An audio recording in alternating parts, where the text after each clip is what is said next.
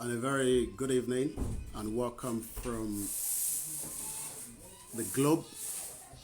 My name is Olayomi Koiki and I welcome each and every one of you onto the broadcast. We play our anthem and then we go into the broadcast. Share the broadcast. Invite your friend. Tag all the media houses around the globe. We are not joking, and we are very, very serious. Invite as many people as you can. Do a start watch. We are not joking at all. Tell the federal government of Nigeria, a Yoruba nation is non-negotiable.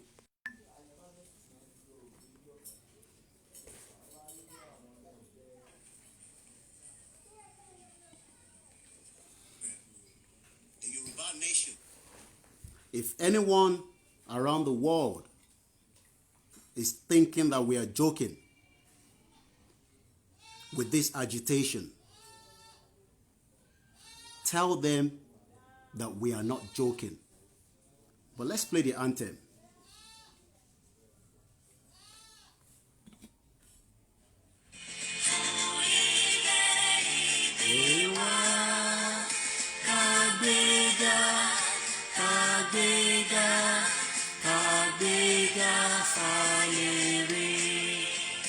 Ìgbàgbọ́ wa ni pé láti bẹ̀rù làbọ̀ mọ́ ká ṣiṣẹ́ ká jọlá ìṣọ̀kan àtòmìnira ní ẹ jẹ́ ká máa lépa tẹ̀síwájú fọ̀pọ̀ ire àtòhun tó dára ọmọ Oòduà dìde bọ́ ipò ẹ̀tọ́ rẹ ìwọ ni ìmọ́lẹ̀ ògo adúláwọ̀.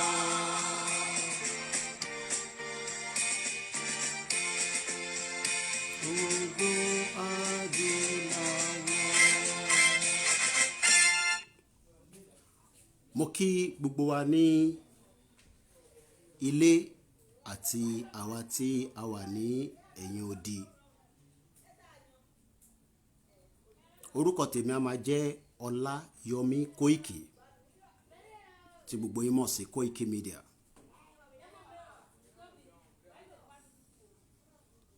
I'm sure you've been following events in the last couple of days.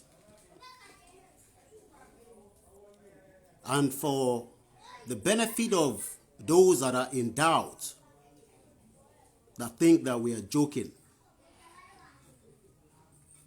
when it comes to this Yoruba nation agitation, tell them we are not joking. Tell them that we are not joking. Someone is saying they can't hear me properly. I just want to do a sound check. I hope everyone can hear me loud and clear.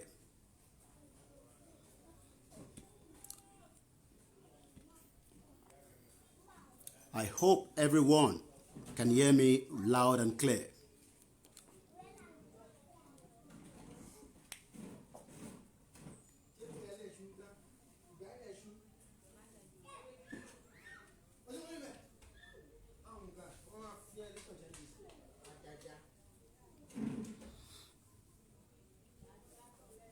Mo hope pé gbogbo wa ń gbọ́ mi dáadáa níbi tí ẹ ti láǹfààní àti máa wò wá. Okay, loud and clear. Okay. I'm sure some of you, sound is okay. Thank you very much. Share the broadcast.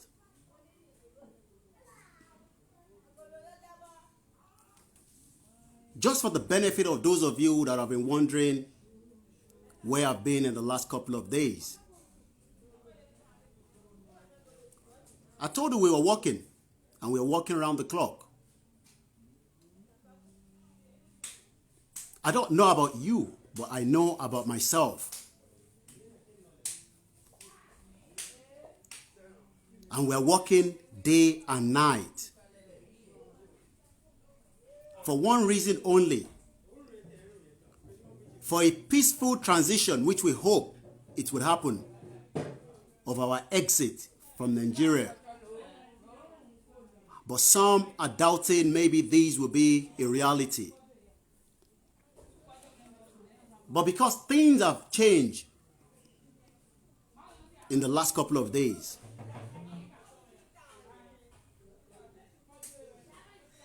and that indicates that someone like me is not joking.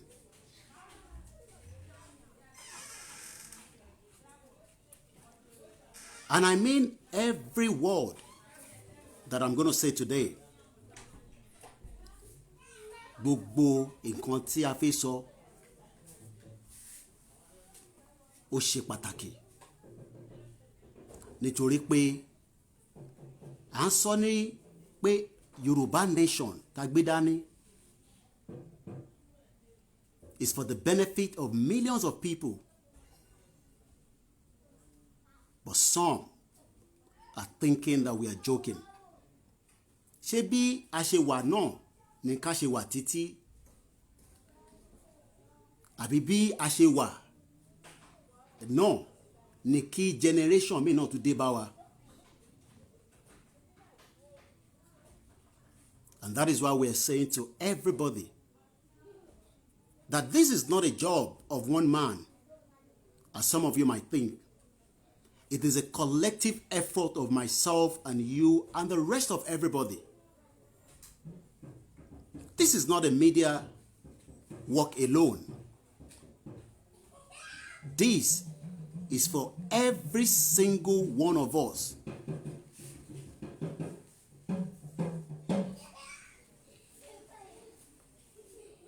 This is for the benefit of myself and you.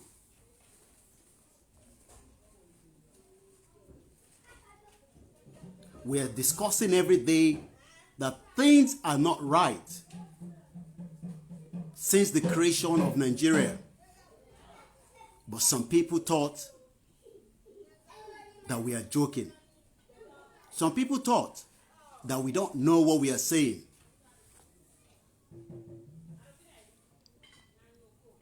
Yoruba have now become a slave in their own territory and outside their domain. Yorubas that should be respected around the globe have now become, something that we push aside as a third-class citizen.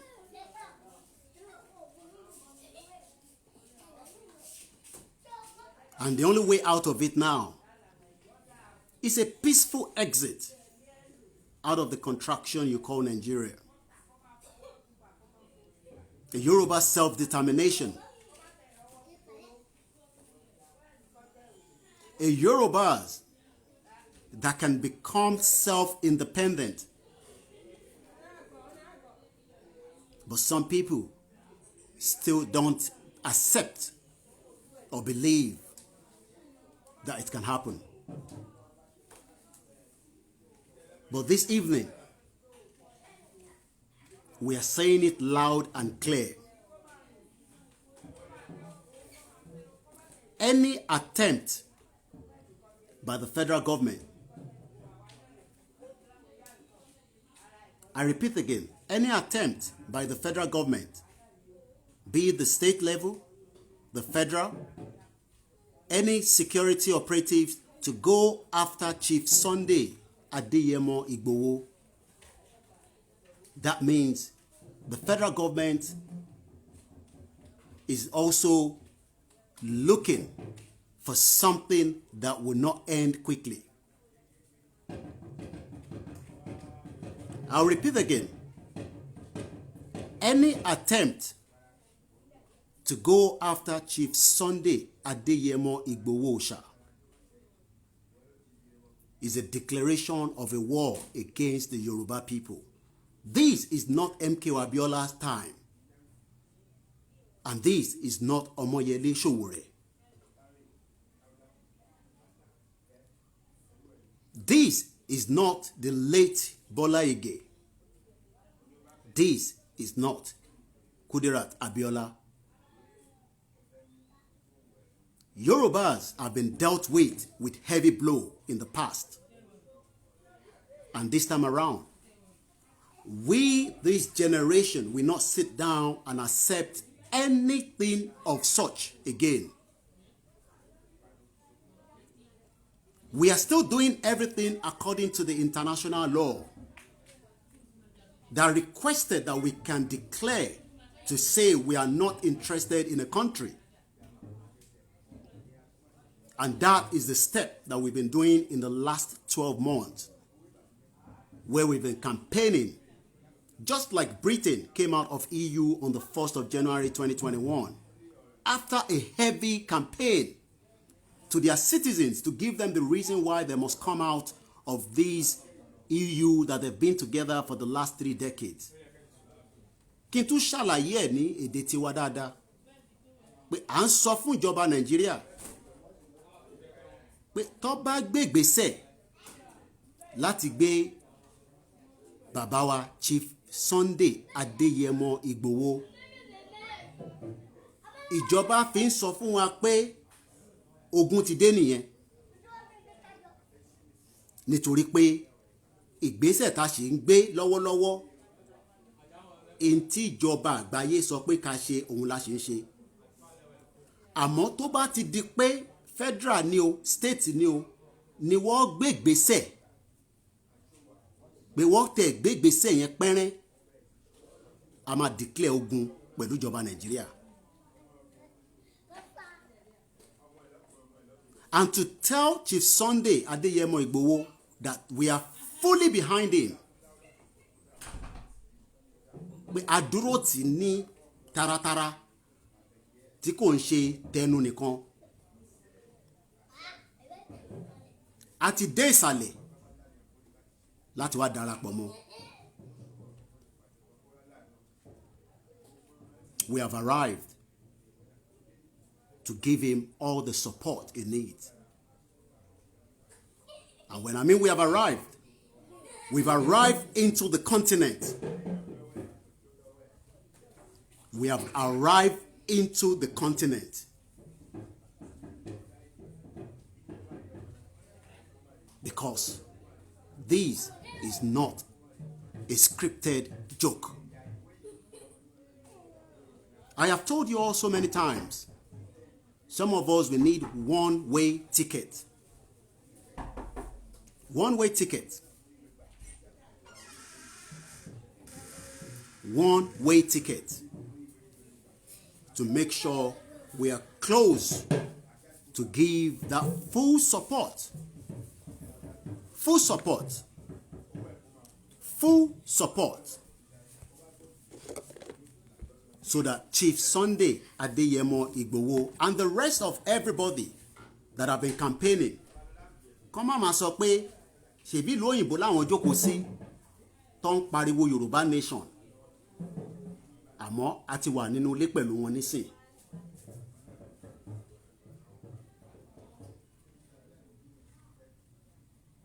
So we can still do this peacefully as we are doing it until our peaceful exit out of Nigeria. We're not going to hold election in 2023. I told you that already.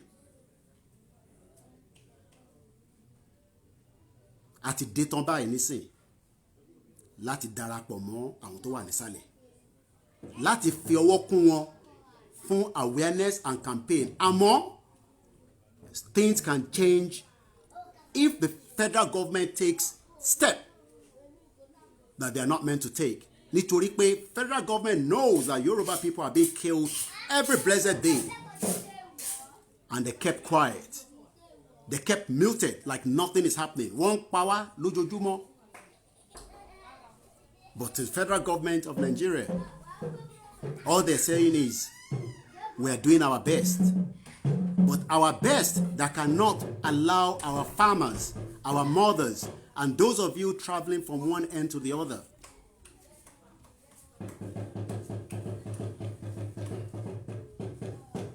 they thought that we were just shouting.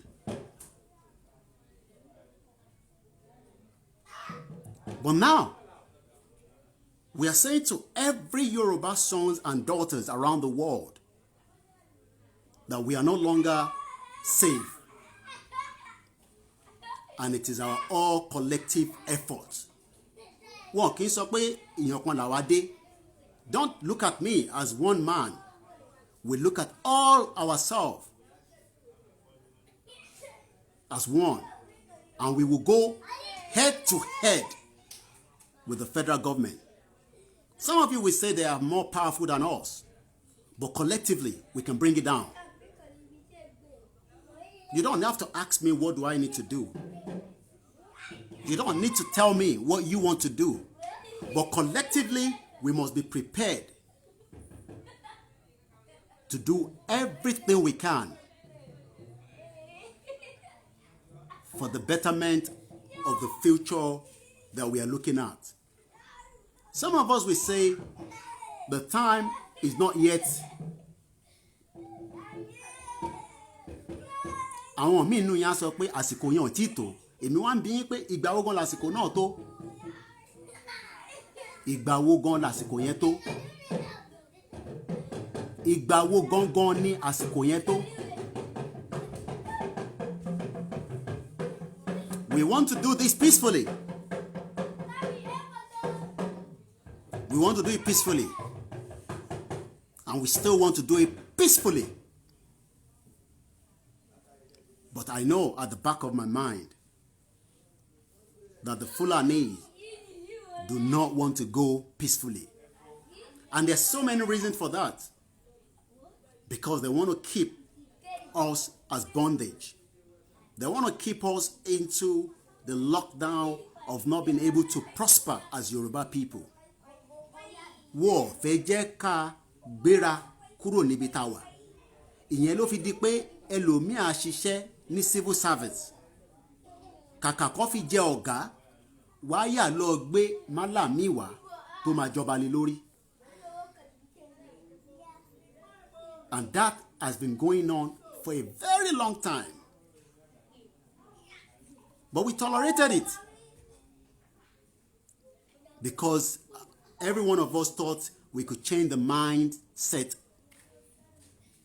But lẹ́ẹ̀kan sí, this is not a movie. Ìtàgbédání nísìn kò ń ṣe movie. We've started the process, and the federal government must allow that process for our peaceful exit out of Nigeria. The federal government cannot hold any Yorubas from campaigning for a Yoruba agitation awareness, just like Britain did not stop their citizens from doing the same thing when they were campaigning for their exit out of EU, which is called the European Union. So, why would the federal government say to any one of us campaigning, oh, ṣé torí bàbá wa Chief Sunday Igboho ó gbé ìgbésẹ̀ tó gbé? Tó bá jẹ́ pé ìjọba Nigeria has done that already on our behalf, maybe he would not have been able to go there. Ṣé Dr. Fatai Abolore tí wọ́n pa ní on the 9th of December, àbí tí wọ́n ti pa lẹ́yìn ẹ̀ la fi máa sọ? Do you know how many Yorubas are scared to even go into the farm as we speak right now? The federal government thinks we have to beg them as Yoruba people for our peaceful exit. Ṣé wọ́n rò pé a máa bẹ̀ wọ́n pé a fẹ́ kúrò nínú Nigeria? We don't have to beg them. Ìgbésẹ̀ yẹn la ti ń gbé lọ́wọ́ báyìí, and ìgbésẹ̀ yẹn náà ni à ń gbé tí gbogbo wa jọ ń gbé collectively. And some of the steps is what started when we were registered under the UNPO. Some of you will say that will not take us to any place, but it is still a step. Lára ìgbésẹ̀ yẹn ló fa awareness campaign that every one of us, pẹ̀lẹ́yìn tẹ́ ń wò wá àtàwa tá à ń sọ̀rọ̀, tẹ́ fi ń tẹ̀lé wa. And that was going on for a very long time. But the question everybody now asking is, are we going to go out of Nigeria peacefully? Looking at everything that we can see right now. I still believe that we are not going to go out peacefully. Èmi mọ̀ pé a ní jáde nínú Nigeria peacefully, because those that have kept us in bondage, they know that the moment that we are released out of the bondage, we will prosper, and we are not going to beg them. You saw what took place in Abuja. See, in the history, pigeon, ẹyẹlé, ó di pé wọ́n ṣí sílẹ̀ kò lè fò. A Yoruba nation is not going to beg Nigerian government or the Yoruba politicians that we want to leave. Yes, we can engage them. We can tell them the reason why we believe that we should stand on our own. 60 million Yorubas cannot become slaves forever. 60 million Yorubas cannot become, a puppet ní orí ilẹ̀ tiwa. Our ancestral land is what we are fighting for now. It does not matter whether you are Christian, whether you are Muslim, whether you are non-believers, or whether you're a traditionalist. We can engage this self-determination without no bloodshed. But the federal government wants to push, and we will go after them. If you think that is not going to happen, just wait and see. Just like I said, some of us will be prepared more than some others. Ìgbésẹ̀ kọ̀ọ̀kan ni kólúkálukú lọ gbé. Ẹ má wo ti Sunday Igboho póun nìkan ni ó máa gbé ìgbésẹ̀ yẹn. Gbogbo wa lájọ máa gbé ìgbésẹ̀ yẹn. Ẹ má wo Ọláyọmí Kóìkì póun nìkan ló máa gbé ìgbésẹ̀ yẹn. Every single one of us, even if you are not in, currently on ground. Àwa kan ti dé lóòótọ́, because we are not joking. If you think I was joking and I was bluffing all along, I told you I was not. I told you January will be very hot. So tó bá wá hot nísìn tí wọ́n lọ sọ fún Fúlàní pé kó kúrò lórí ilẹ̀ wa. Ṣé ìjọba Mákindé ò mọ̀ pé Fúlàní ó ń ṣe jàǹbá ní Bàràpá? Kí ló dé tí wọ́n fi police post àti military post síbẹ̀ tó máa protect gbogbo àwọn tó ń gbé ní agbègbè yẹn? Ṣé àwọn tó ń gbé lágbègbè yẹn ṣé Ìgbò ni wọ́n kì í ṣe Yorùbá mọ́? Tó fi di pé wọ́n pa wọ́n tí Ìgbòho òòṣà tó ń wá gbéra tó lọ ságbègbè yẹn láti lọ gbà wọ́n sílẹ̀ pèsè ilẹ̀ Yorùbá ní bíbà kò kì í ṣe Kaduna kò dẹ̀ ṣe North. A lè máa dẹ́rù bara wa kí Fúlàní tún máa dẹ́rù bà wá.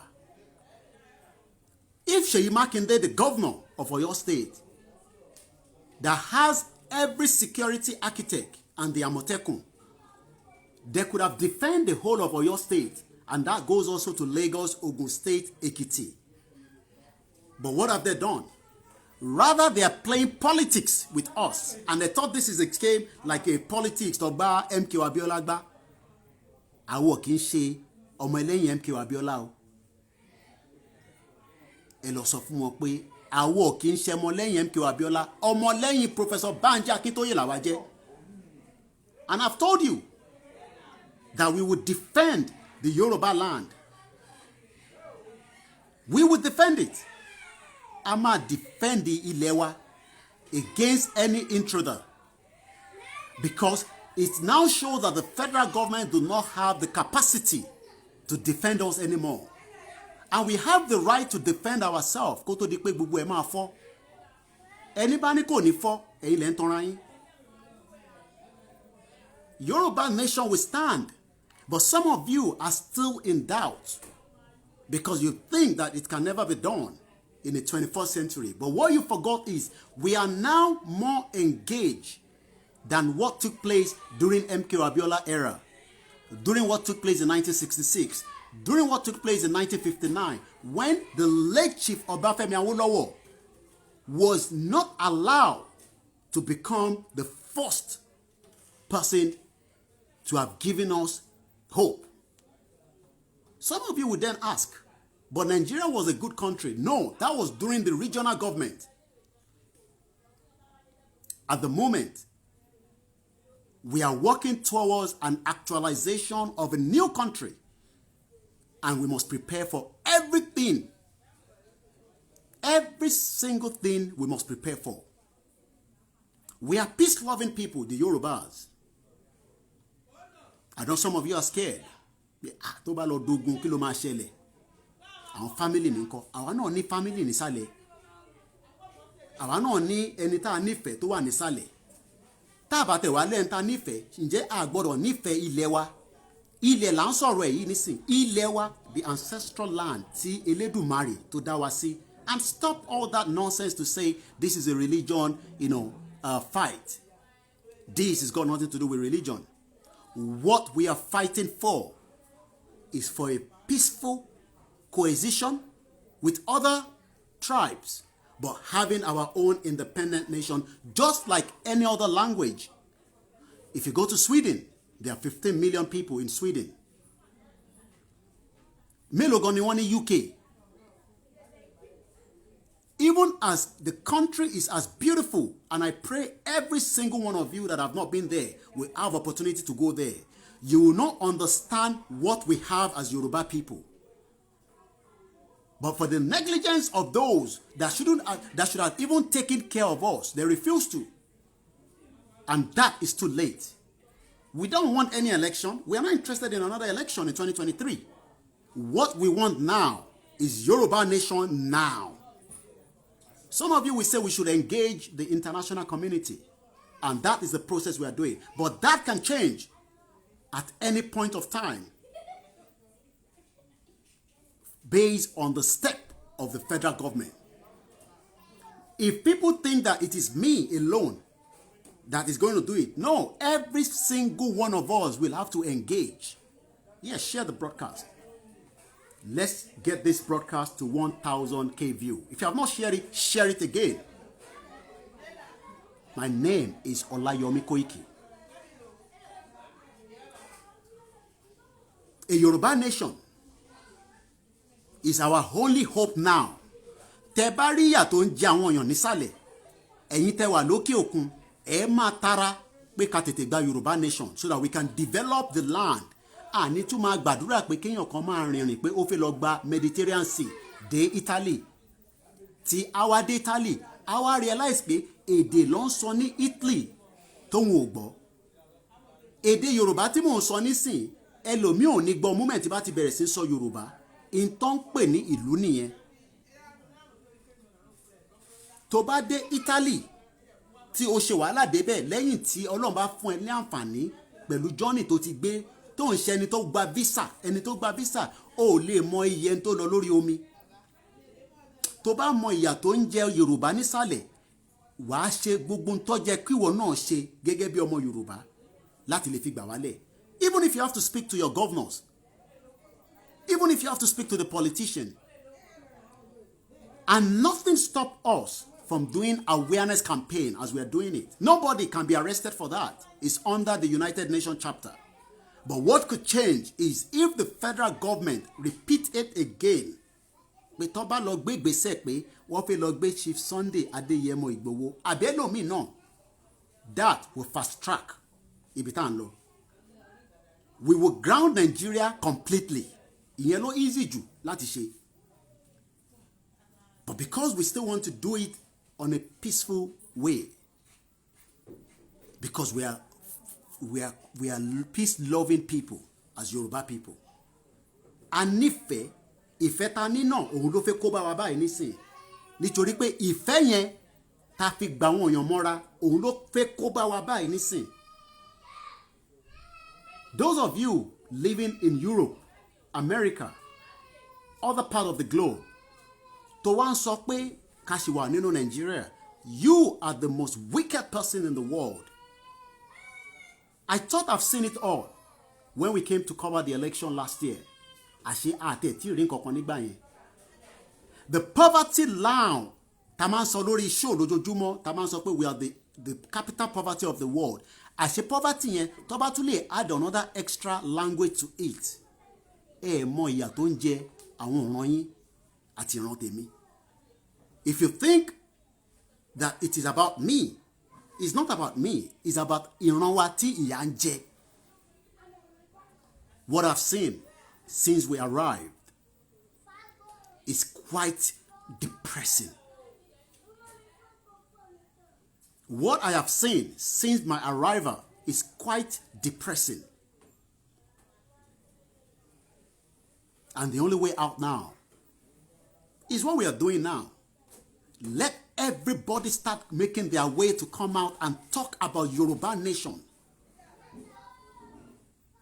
If those that still believe that this is about APC and PDP, go and tell them that they can do that on their own, but we want a Yoruba nation. Nítorí pé 15 million ló wà ní Sweden, which is bigger than Lagos alone, that has 20 million. Dẹ̀ ní data gbogbo àwọn tó ń gbé ní Lagos, tó ń gbé ní Ogun State, tó ń gbé ní Kwara, tó ń gbé ní Ekiti, tó ń gbé ní Kogi, tó ń gbé ní Ondo State and Osun àti Ọ̀yọ́. So everything we are asking for now is just one thing. Let us go our separate ways. The union is no longer working. The union has been fraud since the creation of Nigeria.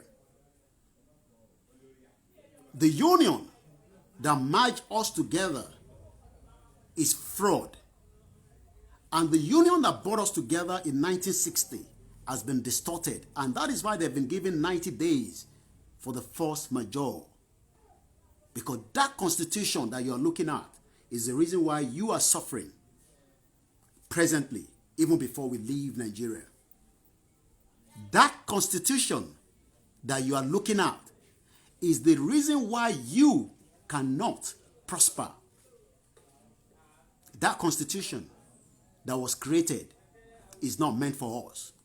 So we are given every reason to tell the federal government that, okay, look at that constitution. Let's even discuss that constitution. Is that constitution working? Ǹjẹ́ wọ́n mọ̀ pé ní United Kingdom that you are living, for those of you that live there where I have lived for over 2 decades, do you know that the Manchester police is different from the police in Birmingham? The police in Wales is different from the one in Cardiff. Because one more agbègbè yẹn dáadáa. But the constitution that we have presently does not tolerate your governor, Seyi Makinde, that is now trying to say that he will arrest or go after Chief Sunday Adeyemo Igboho. Go and tell him. Kò ń ṣe Ọ̀yọ́ state nìkan ni wàhálà máa ti bẹ̀rẹ̀. It will happen in every Yoruba land. Because we will declare war straight away. But presently, we are engaging with them. And we have every right to do so. And no one can be arrested for that purpose. Oh, you cannot be arrested for saying that you don't want to be part of Nigeria. And that goes to those of you that are still scared. Then sọ pé taba jáde, taba lọ ṣe campaign. You don't have to be scared. And those of you that are scared of not coming out, tẹ́ fi pé ìbáwọn kan ti ń jáde, ìyẹn náà ti tó nìkan. You've got to remember that this is got to do with every single one of us. Àtèmi àtẹ̀yin. Ẹ má dẹ̀ máa fi ojú pa àwọn tó wà nílẹ̀ nísàlẹ̀. Ẹ má fojú pa wọ́n rẹ́. Because most people think that we are more superior. Oh yes, àwa ti rí nǹkan lóòótọ́. But ẹ̀dá kan náà lọ́lọ́run dá gbogbo wa. You just have the opportunity to travel out to see the other side of the globe. And you now realize that pé in tí ìwọ ti rí nílùú òyìnbó, ó ṣeé ṣe pé a lè replicate kìíní yẹn, and it has been done before. It has been done before. It has been done in every part of the world. And the quickest one I can tell you is Dubai. Dubai, aṣálẹ̀ ní Dubai. Wọ́n ní kankan ní Dubai. Dubai tí gbogbo yín sá lọ ní ojoojúmọ́. wọn ò ní ìdajì in tí mo ojú mi tó tútù rí in the last few hours, few days tí a ti wá sísàlẹ̀. So lẹ́ẹ̀kan sí, we are peace-loving people, the Yorubas. Àádẹ́jà títí tá a máa fi gbálẹ̀ Yorùbá ni. A máa fẹnu yìí, a máa fi jà. A máa fi agbárí wa yìí, a máa fi jà. A máa fi owó wa, a máa fi jà. A máa fi gbogbo ohun tí Elédùmarè tó fún gbogbo wa lẹ́yọ kọ̀ọ̀kan, òun la máa fi jà. Whether it's gonna be bloody, that depends on how Elédùmarè wants it. Torí pé some of you will then say, are we ready? Ẹ tutù ẹ̀ dànù. Ẹ̀yẹ sọ pé are we ready? Nítorí pé ìwọ kọ́ ni Elédùmarè. And some of you might not like the word Elédùmarè, but at least tá bá sọ pé lórúkọ ti Jésù, ó mọ ìgbà. Ní àwọn tí Mùsùlùmí, a sọ pé ní insha Allah, Ọlọ́run ọba ó mọ bí gbogbo ẹ̀ ṣe máa jáde. Ó máa dìjà ni, kò ní dìjà ni, ó kù sí Ọlọ́run lọ́wọ́. Àmọ́ àwa ń sọ fún ìjọba pé tó bá lọ gbé ìgbésẹ̀ tí kò jẹ́ kó gbé, àwa náà gbé ìgbésẹ̀ tí kò tí jẹ́ káwa náà gbé. Because what we are doing now is we are just, oh yes, we can plan for different things. We can plan for different things, and not everything we're going to come and tell you what we are planning. But what we are planning for is our peaceful exit. It's as simple as that. But if anyone is now doubting that this is not going to come true, àwọn tó wà nílé ara ń kan wọ́n gan. Àwọn tó wà nílé ara ń ṣe kíni, ó ń kan wọ́n. Ìjẹ́ wọn mọ ìdí tára ṣe ń kan wọ́n. Ara ń kan wọ́n nítorí pé wọ́n ṣẹ̀ ti realize pé the same politicians tí ó jẹ́ kó tọ́jú aráàlú ó wá ti di ẹni tí ò lè engage. The politicians that you engage with as diaspora, tó bá wá sí London, you see how we engage them. But tó bá wá dé àwọn tó dìbò fún wọn gangan, wọ́n lè engage pẹ̀lú wọn.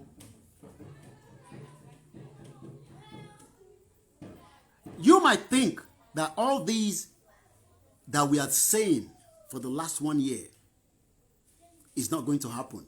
But Elédùmarè, Ọlọ́run ọba tá à ń sìn, ó fi àpẹẹrẹ yẹn gan wọn nígbà tó ń ṣe Remembrance Day, where pigeon refused to fly. And there are so many indications that the country is going down. But what we need, oh yes, let's push the broadcast. Continue to share the broadcast. Once again, it is not about Chief Sunday Igboho. It is about collective effort. Collective effort. Ẹ má wò pé àwa làwa smart jù. No, gbogbo wa la jọ gbọ́n. Nítorí pé ilé ọgbọ́n ló bí gbogbo wa sí. Ẹ má dẹ̀ má rò pé ẹ̀yin wà more advanced in terms of ọpọlọ because you live in UK or you live in America. The same ọpọlọ tí Elédùmarè fún wọ, òun náà ló fún ẹni tó wà nísàlẹ̀. The only difference is they've not been given the opportunity to use what the Creator has given them. Don't look at yourself because you have a visa, not to even talk about having a permanent residence. We understand some of you have also sacrificed to get that. But what we are saying now is, as Yoruba nation, we will be far better than any of those countries that we are presently living, where I have lived as well. They are beautiful countries on their own, and we don't need tiwọn lọ́wọ́. But it is up to us now. Pé káwa náà ní tiwa lọ́wọ́, in tó ń pè ní tiwa. Káwa gan ní títọ̀dọ̀ tiwa, in tó ń pè ní èdè Yoruba nation. If you have not shared this broadcast as you are watching, it shows that you are still scared. And whatever you're scared of will make you continue to be scared of that country. They cannot do anything to any one of us. Go and take that from me. Because at the moment, I did tell you it's going to be violent at some point. But presently, you will realize that we have not been violent. The Fulani has become more violent even more every day. You see the pictures, you see the videos, we see evidence-based and not just in one state. We hear report, we see video evidence of how one person was scored down, was Shaorie, Awanri score in the 21st century, and you're telling me that it's not going to be bloody. You're telling me it's not going to be bloody. And all the Yoruba politicians are now looking at us and thinking that we are joking. All the Yoruba politicians are assuming that we want to go for another election based on that fraudulent constitution. So they think that we should go for another election based on that fraudulent constitution. But what they forgot is the beauty of technology was able to connect every one of us around the globe. Bashen connect pẹ̀lẹ́ ìtẹ́wà ní Australia, where what you are ní ìdájí báyìí. Bẹ́ẹ̀ là ń connect pẹ̀lú àwọn tó wà ní Asia. Bẹ́ẹ̀ là ń connect pẹ̀lú àwọn tó wà ní inú igbó ilẹ̀ káàárọ̀ òjíire that you will never thought would happen. Share this broadcast to all your contacts on WhatsApp group. Like I said, it is still an engagement.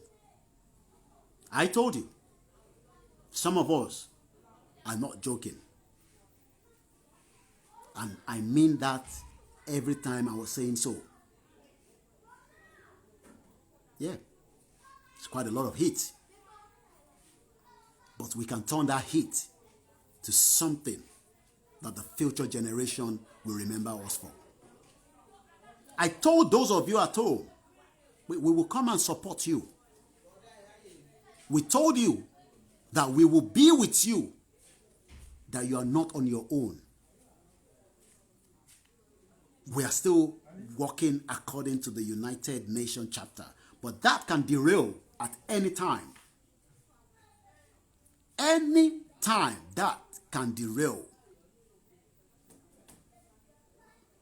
And we are not backing down because Yoruba nation is non-negotiable.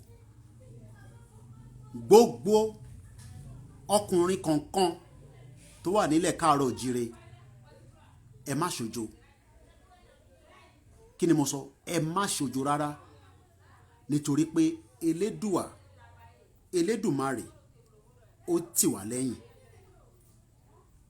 Gbogbo ẹ̀yin ìyá wa níbikíbi tẹ́ bá wà ẹ máa fi àdúrà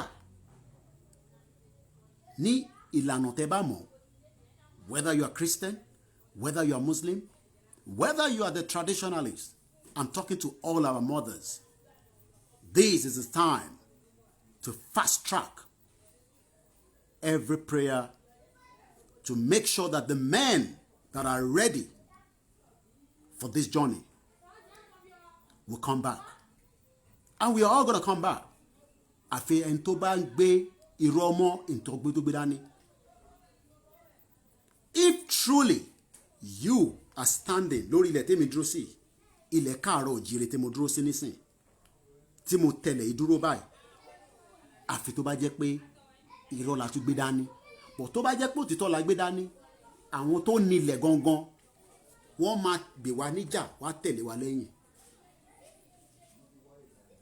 So those of you that are still scared, there's nothing to be scared of. We have 1, 3, 5, 20, 30, 40, 60 million Yoruba men like Chief Sunday Adeyemo Igboho. But because ẹ̀rù ṣì ń bá yín pé ṣé òun nìkan ni? No, it is collective effort.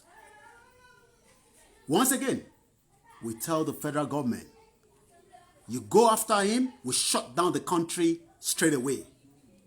And that means we declare war to the federal government. Let us tell them again, eléyìí ò ń ṣeré. Tẹ́lẹ̀ òtútù ló máa ń mú mi, nísìn òru ló ń mú mi, òru tó dẹ̀ mú mi yẹn ó ń mú mi débi pé we will activate within 24 hours. Láṣẹ Èdùmàrè ni mo sọ. 24 hours. But one thing is, we still have the right to continue our awareness, our engagement. Let us all continue to go into every part of the Yoruba land and discuss with them about the Yoruba nation. Let us go into every single area and tell them that Yoruba nation, Owulono. The politicians have lied and lied to our people. The poverty in Nigeria right now is very, very bad. Our people that you are looking on social media, they are more like walking corpse every day.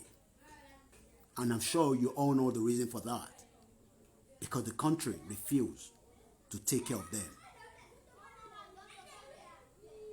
The country refused to take care of each and every one of them with everything that we have. Àmọ́ àwa ò ní gbọ́, àwa ò ní gbà, òun la gbé dání nísìn. Àwa ò ní gbọ́, àwa ò ní gbà. And we will do everything we can. You don't know what we can do. You don't know what we can do. Some of you will say we don't have the capacity. But I told you, àwọn tó ní ilẹ̀, they are ready to fight along with us. It doesn't matter whether you're Christian or Muslim. We're fighting the same cause. We appeal to all churches and the mosque to stop deceiving people about Nigeria is going to work.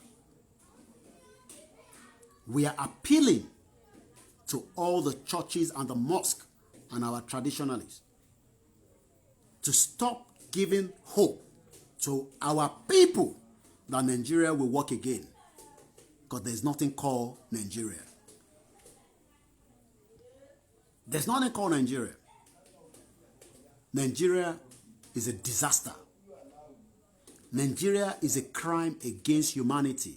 Nigeria is a demon that is having impact to the lives of the Yoruba people. A ní ọgbọ́n, a ní ọpọlọ, but they are thinking that we are not going to use it. They are thinking that we are joking. But this generation, I told you, is ready to take all the risk. If that risk is to rescue us out of this contraction. But for the time being,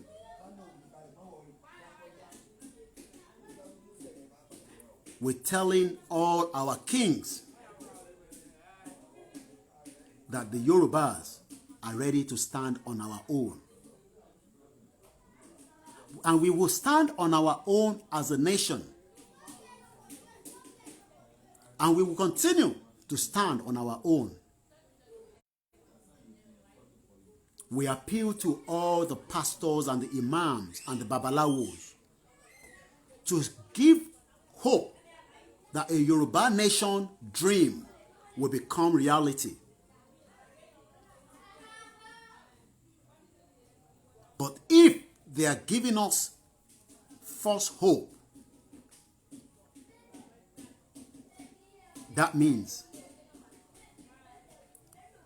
the Eledumare himself will come after them.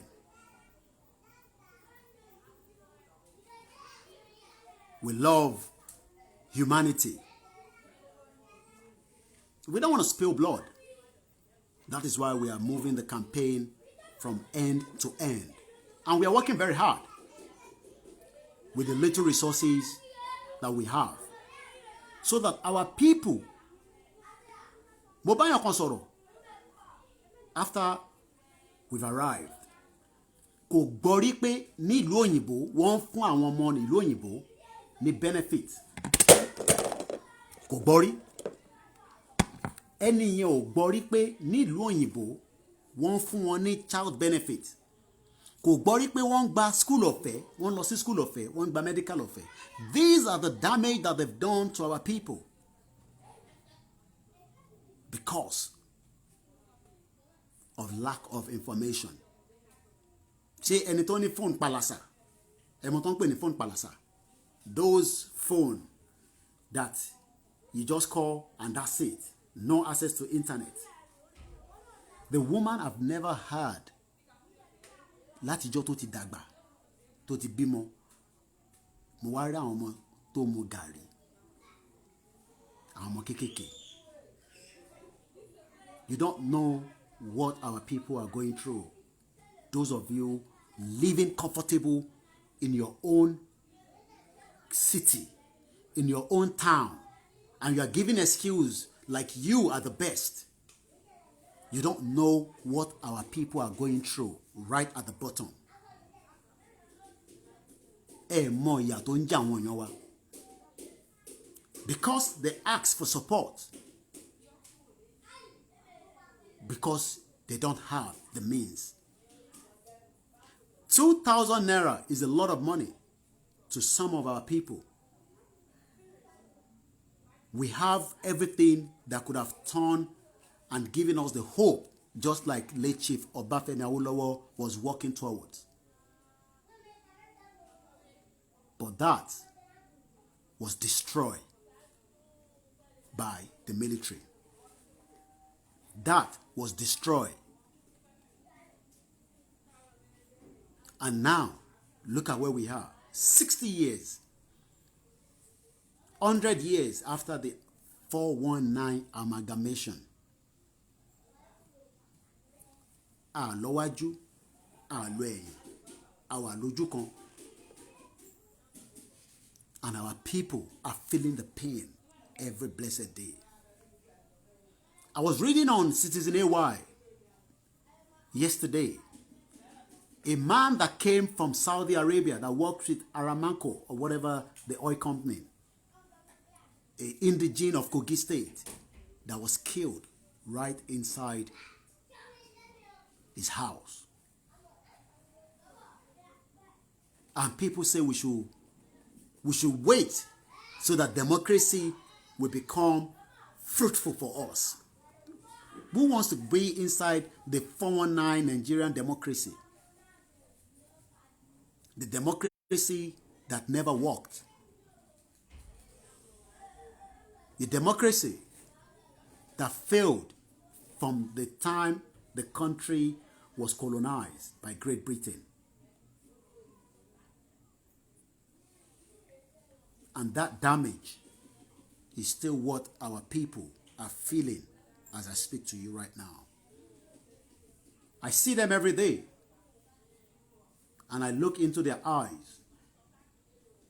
I am not better off them. But circumstances of the 419 amalgamation is why our people are suffering. And we are now appealing to every one of you to stand up wherever you are. This is not the time to joke. This is not the time to laugh. This is the time for us to think, work as independent, work as groups, so that that actualization can come true. And we can do it. If Britain was coming out of EU, do you ask them the purpose why they left? Ǹjẹ́ wàá bí wọ́n ní ìbéèrè tí wọ́n fi kúrò? Because they want to be independent. And Britain cannot tell us now that we as Yoruba people should not be independent. We'll open the phone line so that we can hear some of your views. But let us once again warn the federal government not to fast track, not to move quicker. Because if they do so, things will go worst. What they need, dánwò ló bí ìyá ọ̀kẹ́rẹ́. Dánwò ló bí ìyá ọ̀kẹ́rẹ́. If they think that this is just a social media talking, tó bá rò pé social media talking lélẹ̀,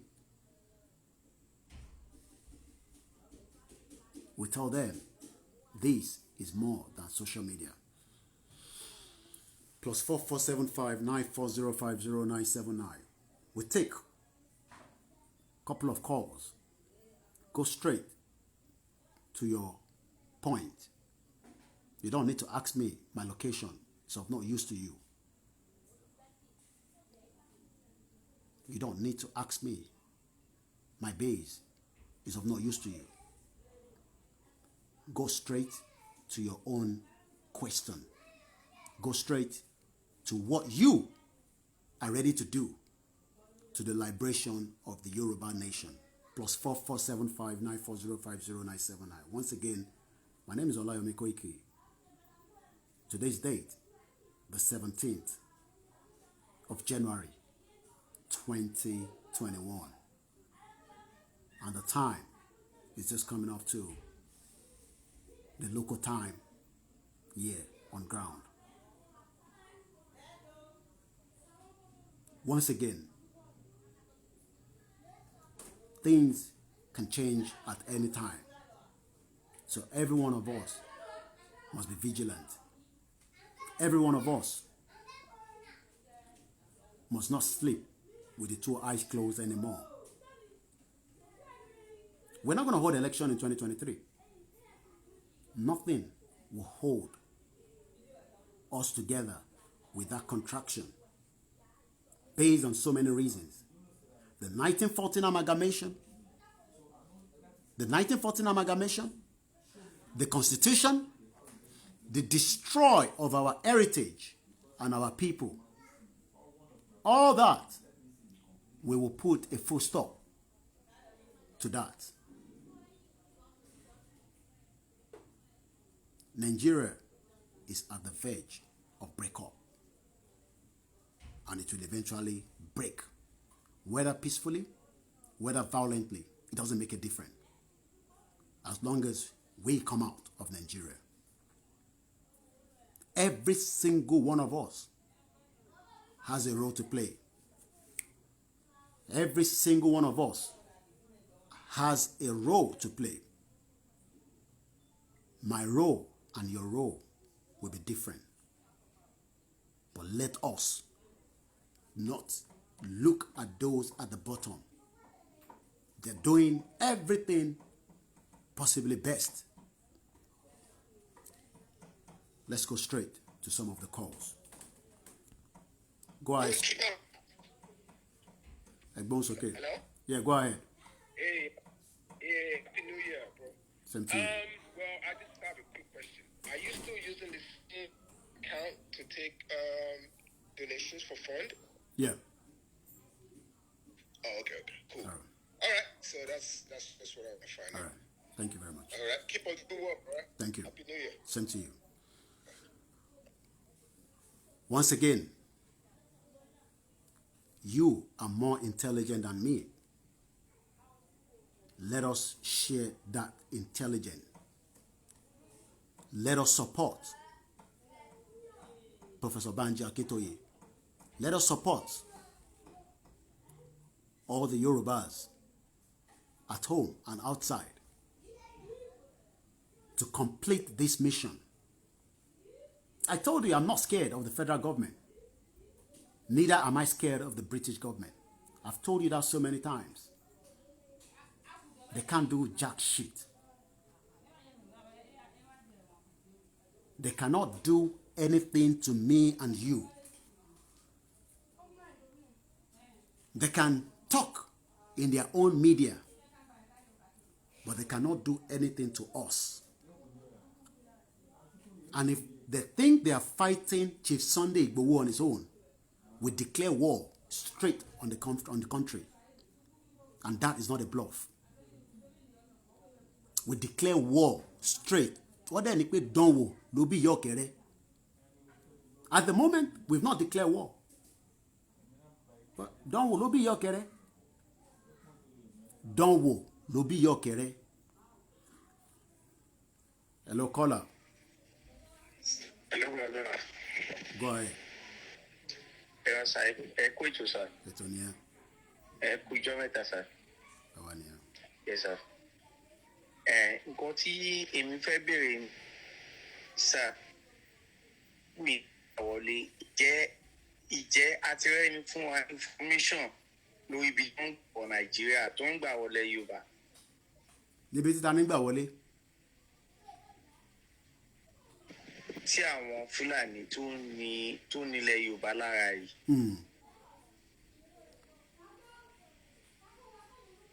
Ìyẹn gangan ni solution náà. Ìyẹn gangan ni nǹkan tó yẹ ká kọ́ mójútó náà. Wọ́n ti yí wa ká náà, wọ́n ti yí wa ká. Wọ́n ti yí nǹkan tó ń jẹ́ ilẹ̀ Yorùbá. Èmi ń bá yín ṣiṣẹ́ lórí yẹn lọ́wọ́lọ́wọ́ because fídíò yẹn nìkan náà ló kù tí mo máa ní lágbára Ọlọ́run láti ṣe. Màá pè ẹ́ in the next couple of days bẹ́ẹ̀ lọ́la. Lágbára Ọlọ́run fẹ́ẹ́ rí. Jẹ́ ń gbé kọ́ọ̀ tó ń bọ̀ bàbá wa ló ń pè lọ́wọ́. Ẹgbóhùn sókè Ìgbòho ṣá. Hello. Hello. Ẹ pé tó. Bàbá wa nìyẹn. Ẹgbóhùn sókè. Ọlọ́run Olódùmarè á máa wà pẹ̀lú yín o. Àṣẹ Èdùmàrè. Ọ̀rọ̀ tèmi fẹ́ sọ ò pọ̀ rárá. Ó ní ṣe pẹ̀lú àwọn ìwà rádaràdà tá gómìnà wa ń wò. Bọ̀dé mi kàn sọ ni wípé ikún ló lóko ni, pípàkúté ni. Tó bá dijọ́ Friday tí ọtímẹ́tọ̀mù yẹn tí ó kásẹ̀ lẹ̀. Bàbá kájá pàdé. Káàdínà náà wẹ́wu orin kí á ká lọ. Èlò Àlàbí Ìgbòho ló nílẹ̀ Yorùbá ni o. Bí Sẹ́ríkì Fúlàní ni. Káàtì ẹ̀jẹ̀ àjọ wò ó. Àníwèrè ọmọ sùn rárá o. Àsìkò ọmọ sùn kó má ṣèkú ìyá rẹ̀ bó bá sì kú. Wọ́n sì fi mọ́ ìgbé kọjá lẹ́nu ọ̀nà ilé wa. Kò jù bẹ́ẹ̀ lọ. Bí a Sẹ́ríkì ló nílẹ̀ ni, bí àwa lá nílẹ̀ ni, àmọ́. Bí Sẹ́ríkì Yorùbá ní báwa lá nílẹ̀ ẹjẹ́ àmọ́. Ìpàdé ti jọ́ ọjí mọ́mọ́ pé ṣe yóò ní òkú náà ní tẹ̀sí bẹ́ẹ̀ kò ní ṣe yóò dáa. Olóòní fẹ́ wà bọ́ tó bá kó náà wà kó wẹ̀wù rin. Bẹ́ẹ̀ni, kóun náà múra ọkùnrin ogun. Bẹ́ẹ̀ni, kò yóò lè mẹ́tí jẹ́ Ìgbòho. Màá tí wọ́n ti gbúrò dáadáa náà mà. Bẹ́ẹ̀ni, ó lè má yé wọn. Ìyẹn la ṣe bẹ́ẹ̀ni ó máa tètè ó fẹ́ fast track ẹ̀ ni ìyẹn la fi yé wọn pé àwa gan ti wà nísàlẹ̀ àwa gan ti dé bẹ́ẹ̀ni kọ́ lè mọ̀ páwa gan ti dé bẹ́ẹ̀ni the thing we are joking ìyẹn làwa náà ṣe dé tán láti wá fara gbá bàbà ẹni tó bá láyà kọ́ mọ̀ pé àṣeré wà á mọ̀ pé àṣeré bẹ́ẹ̀ni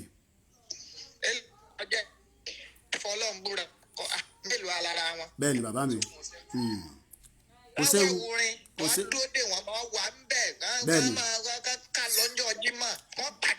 bẹ́ẹ̀ni bẹ́ẹ̀ni bẹ́ẹ̀ni àṣẹ Èdùmàrè bẹ́ẹ̀ni wá gbà. Ẹni ọlá ní kẹ́ ẹ pé bàbá rẹ̀. Màá pè é later all right. Tó bá rò péré là ń ṣe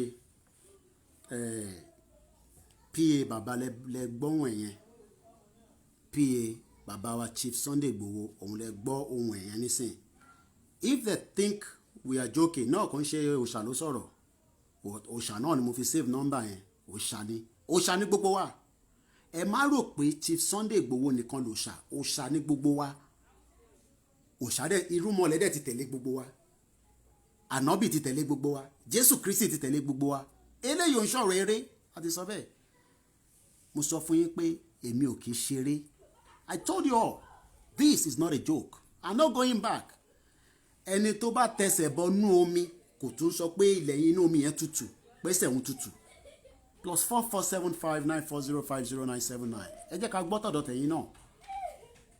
Let every single one of us in our own locality, let's start working on something. Hello, caller. Hello, sir. Go ahead. Ẹ káalẹ́, sir. Ẹ káalẹ́. Ràn mí lọ́wọ́. Ṣèdùmarè. Gbogbo nǹkan tẹ́ bá dáwọ́ lé pátá láyé oríire. Ṣèdùmarè. Ẹ wo, a ní fi yín ṣàwátì. Wàláì inú mi dùn. Wàláì. Mo ń gbà ládùúrà pé kọ́lọ́run jẹ́ kán lọ ààrẹ ti Sunday Igboho ni. Kán kó ogun, kán kó nǹkan tó wà òkè dáadáa lọ́wọ́. A lè jọ ilé ìta bá ní sílẹ̀ rẹ́dì. Tọ́n bá ti kó wá, wọn ò ní jèrè. Àtẹni tó dábàá ẹ̀, àtẹni tó gbàbá ẹ̀. Tọ́n bá bí gba ọmọ, wọn ò ní jèrè kankan nú ẹ̀ tọ́n bá ti kó wá. Kán tíráì kan gbé amátaǹkì mẹ́rin dání. Kán dẹ̀ mú àwọn bíi ráfíù tó pọ̀ dáadáa kán kó lọ́wọ́. A lè jọ ilé ìta bá nílẹ̀. Tọ́n bá ti yí ìpinnu wọn padà kó tó dọjọ́ Friday wọn ò ní jèrè. Tọ́n bá kán lówó ju ṣẹ̀kẹ̀rẹ̀ lọ wá padà tó sì gbẹ̀yìn láyé kán tó jáde láyé. Ẹ kú ètò sá. Ẹ ṣé gan. +447594050979. It's a very busy line, but we're trying to take all the calls. So I'll return some calls that have come through. Once again, ilẹ̀ Yorùbá òun là ń jà fún. Ẹ já lọ bá màmá wa Ọ̀túnyàlájé ẹgbóhùn sókè. Ṣèdùmarè.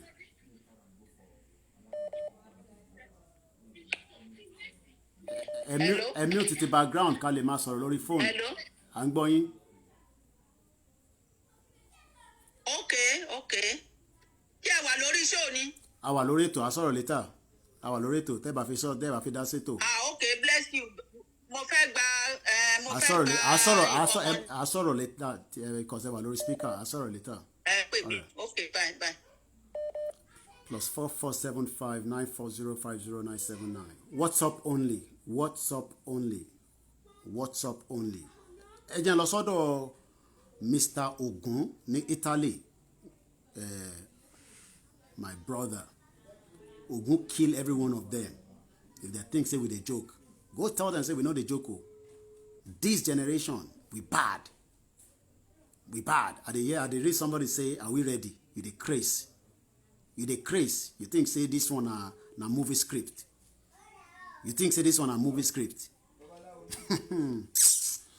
Oda. +447594050979. Ẹ bá rò pé eré ni àgbédání. Mo sọ fún yín pé kò ń ṣeré. We are not joking. Ẹni tó bá ní àyà ẹ̀ àjáde. Àwa ti láyà báyìí. Àwa ti dé sísàlẹ̀. In tó bá fẹ́ ṣẹlẹ̀. Ká máa jọ rí báyìí. We have to go straight to okay. Má bínú ẹni tó pè wá tẹ́lẹ̀ tí mo gbé call tí mo pè. Ẹ jẹ́ Mr. Ogun òtútù lọ. I was taking your call to override the last caller. Okay, let's go back to London. We have another call coming from +4475. WhatsApp only. Once again, you don't need to ask my location. Go ahead, caller. Ẹ̀gbọ́n sókè.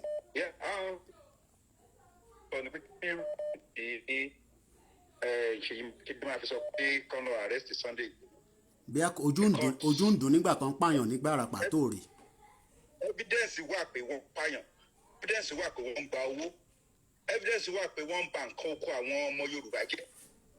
Irú ìlú rádaràda wo la ní tí àwọn èèyàn ò lè sọ òótọ́ ọ̀rọ̀ tó lè rí kú síbi tán. Tí wọ́n lè hello. Mo ń gbọ́, à ń gbọ́ yín. Tí wọ́n lè òótọ́, wọ́n pa evidence wa rí. Everything gbogbo ẹ̀ ó hàn sáré gbogbo àgbáyé.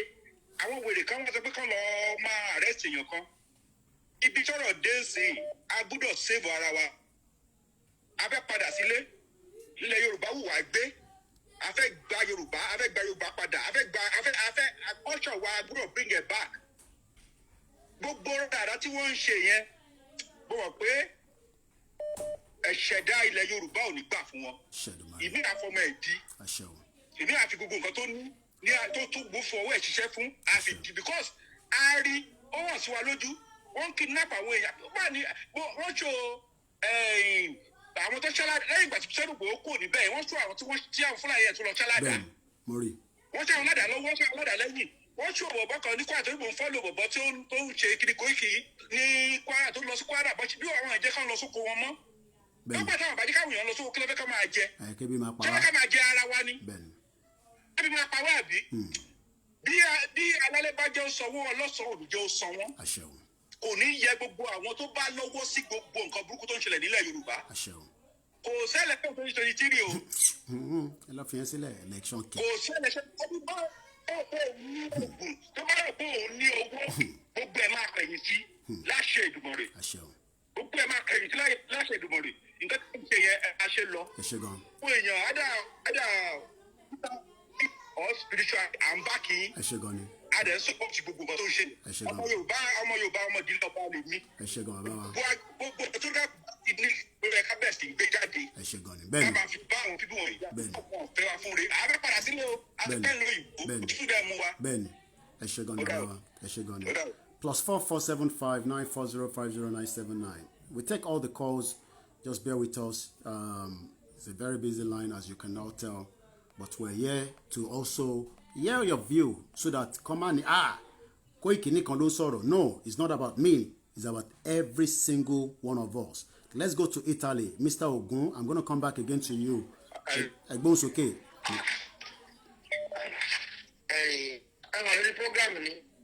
Àwa lórí program. Ẹni tó bá ti mọ̀ pa wà lórí program, a ní láti bá sọ̀rọ̀ kò mọ̀ nìyẹn. Ẹ̀gbọ́n sókè màmá wa. Bàbá mi Koiki Ogun ẹ̀kọ́ ṣe rí bí. Àwa ni ẹ mọ̀ ẹ káàbọ̀. Ṣé rí bí wọ́n ṣe fẹ́ ṣe yẹn gan-an dáa tó ti kan kò tó ń pẹ́ mọ́. Bẹ́ẹ̀ni. Àwa lè bá wọn mú ní rírọ̀. Bẹ́ẹ̀ni. Wọ́n líle gbé ẹ jẹ́ ká gbé fún wọn Ọlọ́run ó fún wa ṣe bàbá mi. Àṣẹdùmarè.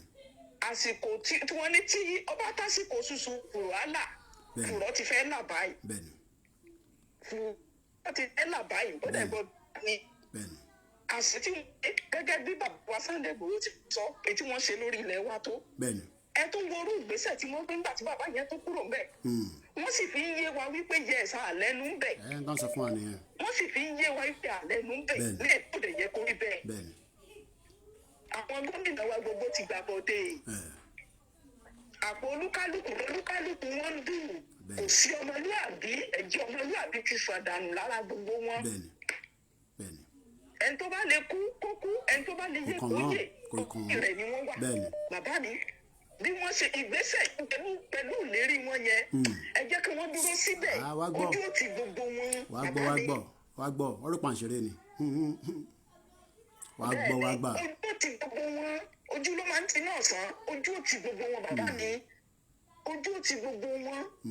Àsìkò òjò ẹ̀sìn wọn ó ti sú yóò dẹ̀rọ̀ bàbá mi òjò ẹ̀sìn gbogbo wọn ti sú látòrí lọ gbogbo wọn lọ́ba ní ládéládé ni lórí gómìnà ní ìjẹkújẹ tí wọ́n ń jẹ kò jẹ́ kí wọ́n ké tàfẹ́mi aráàlú ẹ̀mí aráàlú ò ṣe nǹkan kan fún wọn kò jọ wọn lójú kò ṣe iyebíye owó ni gbogbo wọn kàn sí dà ìjẹkújẹ tí wọ́n ń jẹ kò jẹ́ kí wọ́n ké tàfáráàlú bàbá mi ẹ fọkàn yín balẹ̀ Ọlọ́run wà lẹ́yìn gbogbo wa ọmọ Yorùbá ò ní jíjà ìyà ò ní jẹ wá ìyà ó ṣe tiwa ọ̀rọ̀ àwọn Fúlàní àtàwọn lọ́balọ́ba àtàwọn gómìnà yẹn bàbá mi Koiki egungun tó kọ́kọ́ jó kí wọ́n ní ó ṣe ìran ní gbogbo wọn máa wò gbẹ̀yìn eégún wọn ti kọ́kọ́ jó àsìkò tí wọ́n wọ gbẹ̀yìn rèé kí wọ́n máa wo nǹkan tí ó ṣẹlẹ̀ gbogbo àwọn obìnrin àdákẹ́ àdúrà gbogbo àwọn obìnrin pátá àdàbí tí kò bá ṣe pààrọ̀ obìnrin gbogbo wọn ti jáde ní sẹ́kù ní moment tó ti jẹ́ pààrọ̀ obìnrin gbogbo wọn ti jáde tí wọ́n mú ọyàn tí wọ́n da ẹ̀jẹ̀ lé wọn lórí tí wọ́n mú omi tí wọ́n dẹ̀ gorí ilẹ̀ òpin ti dé bá gbogbo wọn òpin ti dé bá gbogbo wọn bàbá mi Koiki ẹ fọkàn yín balẹ̀ Ọlọ́run fún wa ṣe Ọlọ́run alẹ́ ìwà ojú òní tí bàbá mi. ẹ ṣé gan ni ma let's go straight gbogbo iná lè máa pè wọlé ẹ ṣe sùúrù once again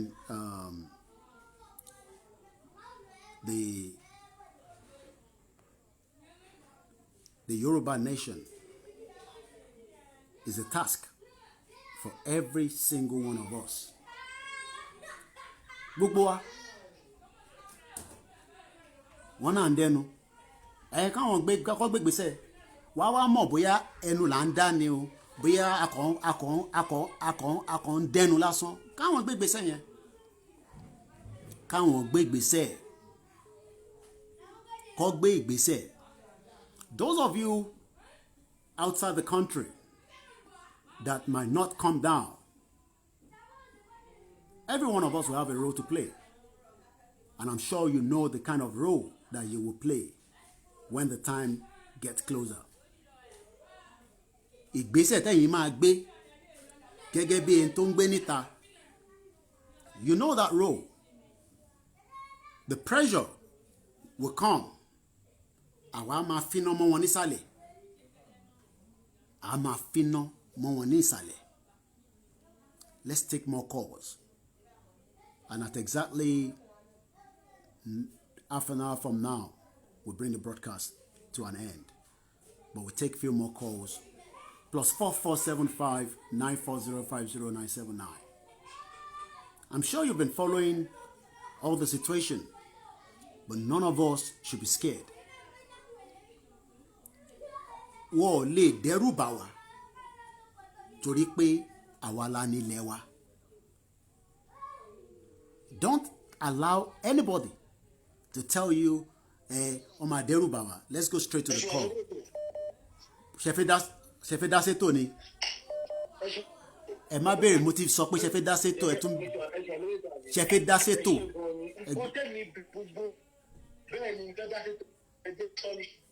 Nǹkan tí mo bẹ gbogbo ọmọ Yorùbá tí kì í ṣe ọmọ àlè pátá tí mo bẹ oníkálukú fún ní pé tó bá ti dogun tó bá ti dìjà kó dìjà. Báyìí máa sáré délé wọ́n tó gbé Sunday Igboho wọn gbọ́dọ̀ gbé kò ń ṣe ẹran tó gbọ́dọ̀ dìmú rárá so tó bá ti di ogun kó di ogun iṣẹ́ yìí Mákindé tí ò bá kí n ṣe lórí burúkú ṣèbí ìyá ìṣúre fún ó dẹ̀ ọmọ Yorùbá lòun nígbà kí n ṣe lórí burúkú ṣé ó yẹ kó bá wọn gbìmọ̀ ọ̀rọ̀ pé wọ́n fẹ́ gbé ṣe Mákindé wọ́n fẹ́ gbé Sunday Igboho ẹ̀rẹ̀ rí nǹkan tó ń ṣe ilẹ̀ Yorùbá nítorí ẹ̀ wọ́n ti dogun kó dogun tó bá ti dìjà kó dìjà ẹni tó bá máa lọ lé kó múra àti lọ lé eléyìí ṣe pàṣẹ mi o èmi ò lọ́rọ̀ ẹnu lásán wọ́n dé nílé ẹ tí wọ́n fẹ́ pàdé mi ní koríta gbàgbọ́ fẹ́ pàdé kó jẹ́ ká sọ lọ́yìn ètò èmi rẹ́dì ẹ̀rù bà mí so eléyìí tá à ń jà fún yìí tábà ẹwà tábà máa ṣe oríire tábà máa rí ọ̀run gan wọ̀ ilé ayé láti máa fà á nǹkan tó bá sílẹ̀ fáwọn ọmọ ẹ ló máa fi ṣàdúrà a máa fa gbogbo sùúrùtù la máa fà gbogbo sùúrùtù la máa bá wọn fà. tó bá jẹ́ wà bá dáadáa kò yí jẹ́ dáadáa sílẹ̀ tó bá jẹ́ ká bẹ̀rẹ̀ sí èmi kò sí nǹkan lójú tèmi àti ilé àtọ̀nà ẹ jẹ́ ká finá sí ẹ jẹ́ ká finá sí. ní láti bá wọn sọ̀rọ̀ kan ẹ ṣe gan ni because of a lot of calls coming through. Ẹni tó bá ti pè tẹ́lẹ̀ ẹ fún ẹlòmíì láàyè ẹ jọ̀ọ́ ẹni tó ti pè tẹ́lẹ̀ ẹ jẹ́ kí ẹlòmíì láǹfààní àti pè +4475 94050. The line is busy. I'm trying to pick as many calls. Let's now speak to Mr. Ogun. Gbéra ńlẹ̀ àbúrò mi tó dáa. Hello. Okay, I think he's gone again. Ṣé ṣì wà níbẹ̀? All right, go straight to another caller. Hello, caller. Hello? Hello, caller? All right, please, if you're calling, also try to speak up as well. The line is still open. It's a very busy line. We're trying to take as many calls. And tó bá ti pè tẹ́lẹ̀ ẹja fún ẹni tó ti pè ráyá ní àyè. Ẹ gbóhùn sókè. Hello, caller. Hello, ẹ gbóhùn sókè. Mr. Koiki. Gbóhùn sókè. Káàsán. Ẹ káàsán. À ń gbọ́ yín.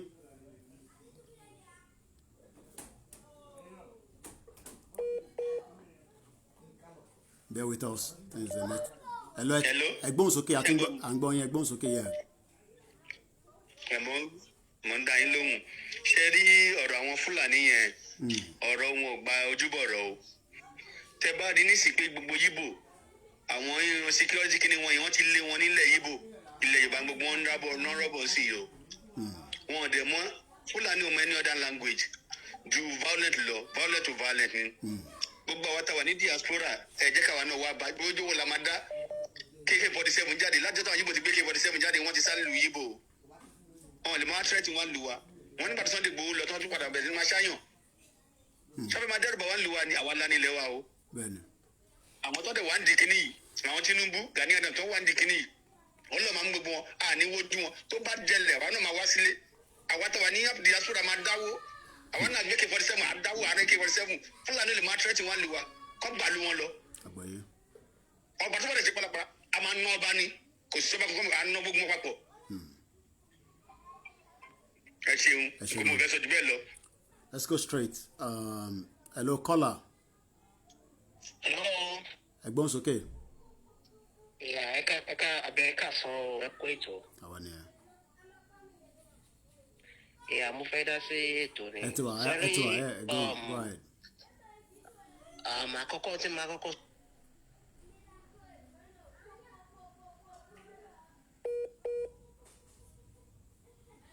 Bear with us.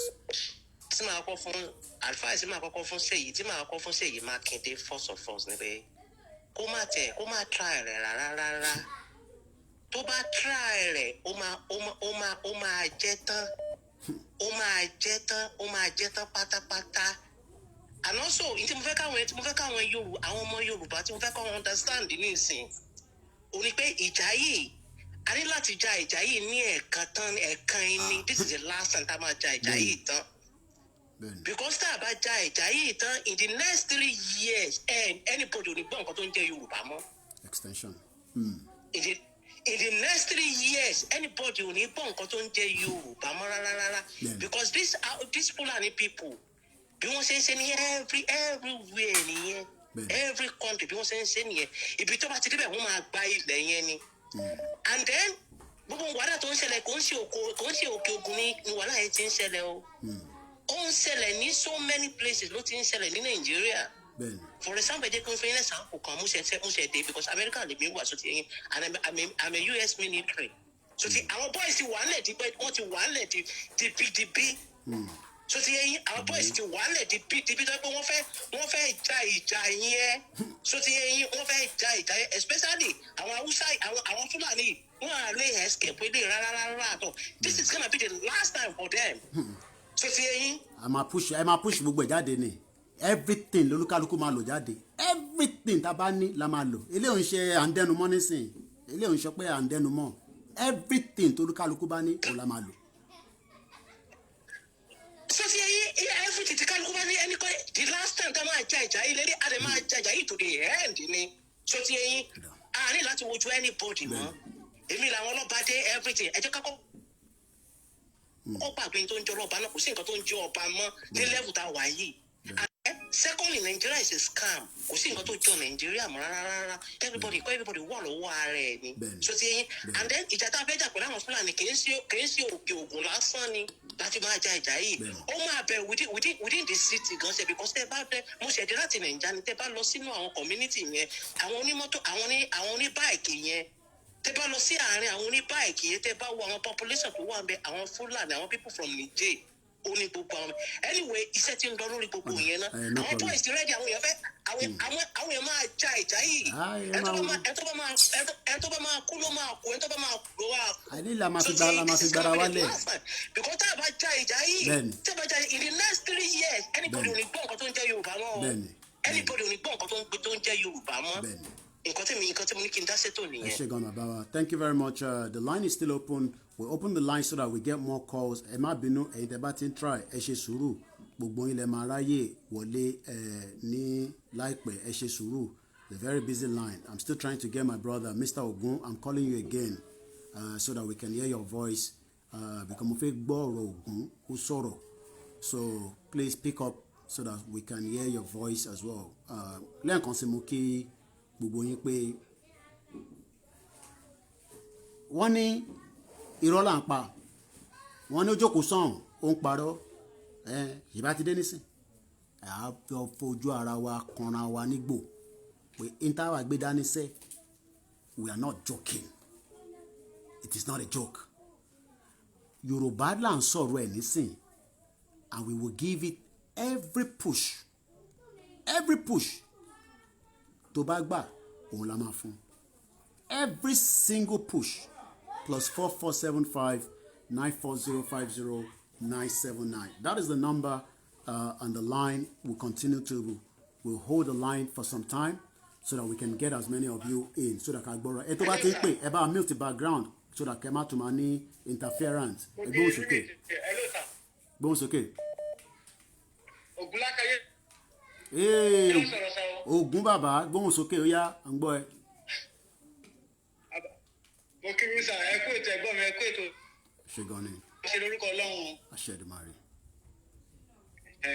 Ṣé rí ẹ̀gbọ́n mi o, wàláì ẹ̀bẹ̀ kan ni mo fẹ́ bẹ̀ yín, wàláì mo ṣe wà mo fi àlùkùrán àwọn kí bíbélì mo fi ògùn lákàáyé mo fi ṣèbúra. Tí bá lẹ́yìn ká gbé mi lọ sí Nàìjíríà, tí màá tá ṣe nǹkan fún mi, tí màá fi dúró gẹ́gẹ́ bí ọmọkùnrin ká gbé mi lọ Nàìjíríà, tí màá fi dúró fi ọjà ọkùnrin wàláì mo fàlùkùrán ṣe máa tẹ̀lé wọn lọ. Mo fẹ́ sọ nǹkan fún yín sà. Fẹ́ sọ nǹkan fún yín. Mo rí ìrí kan ní 2018 ní Germany ní Germany 2018 ní Germany. Àwọn Biafra gba ojú wa ò tí ì là pé à ń jà sí òdùdú àkíní. Gbogbo àwọn adájọ́ sí kàtà náà ní Germany 2017 2018 ní Germany gbà yẹn wọ́n stand fún Biafra ní wọ́n jẹ́ Nàìjíríà wọ́n ní pé wáì tó fi jẹ́ Nàìjíríà. Wọ́n á fẹ́ sọ nǹkan fún yín tí mo ṣe lẹ́nu ọjọ́ mẹ́ta yìí nígbà tí mo kúrò ní mo relocate lẹ́nu ọjọ́ mẹ́ta yìí mo kúrò ní country tí mo wà mo lọ sí another country. Àgbáyé. Wọ́n béèrè country tí mo ti wá mo ní àfọmọ́ Odùduwà mi ò claim Nàìjíríà ní ibẹ̀. Kò jù bẹ́ẹ̀ lọ. Àwọn sọ̀tàn àwọn ẹgbẹ́ náà pé what is Odùduwà? I tell them that I'm from Yorùbá I'm not Nigerian. Kò jù bẹ́ẹ̀ lọ. Wọ́n ní pé where is the passport of the place I am talking about? Wọ́n ní passport ibi tí mo sọ kan mo ní very soon but I'm not Nigerian. Even till now I have case in court tomorrow. And I'm a destabilize system yẹn láti ta. Àwọn èèyàn tí mọ̀ àwọn èèyàn mọ ọgbọ́n tó wà lágbárí Yorùbá. Èmi ti clear Odùduwà ní France mo ti ń pè é lọ́wọ́ mo ti kúrò ní Italy France mo ti ń pè é lọ́wọ́. Wow, okay. Mo ti wá mi kì í ṣọmọ Nàìjíríà. Kọ́ máa lọ wá yẹn kiri fúnra wọn, ìyẹn ń ṣe problem tiwa. And then number two ẹ̀gbọ́n mi Jerry Ọlọ́run fún wa ṣe bá ṣe wáyé ẹ̀gbọ́n mi wà láìtàláì. Tẹ́ bá ti rẹ́ni tó máa dúró gẹ́gẹ́ bí ọmọkùnrin tó máa support àbátáwa nínú òpin èmi gẹ́gẹ́ bí ẹnìkan mo rẹ́dà ti lọ sí Nàìjíríà kí lọ jàjà fún ara mi tó bá máa kú máa kú.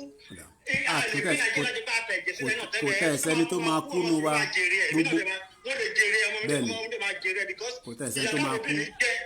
Freedom is not cheap. Bẹ́ẹ̀ni kò possible So I get case for court tomorrow because of Odùduwà declare say I am not one Nigerian again from Odùduwà. That's it. Yes. Kò ṣe gan ni. Mo ti clear Odùduwà para mi ní France. Màá pè lẹ́yìn ètò. Ṣé second number lélẹ́yìí? Ṣé second number lélẹ́yìí àbí?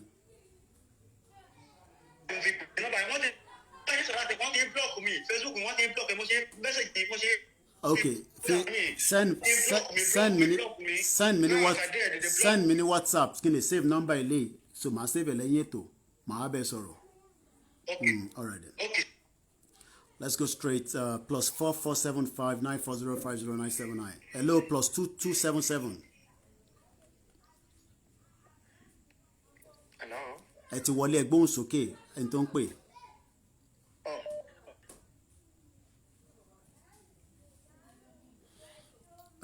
Ènìyàn fẹ́ ẹ̀mí ò tètè background ẹ ti wọlé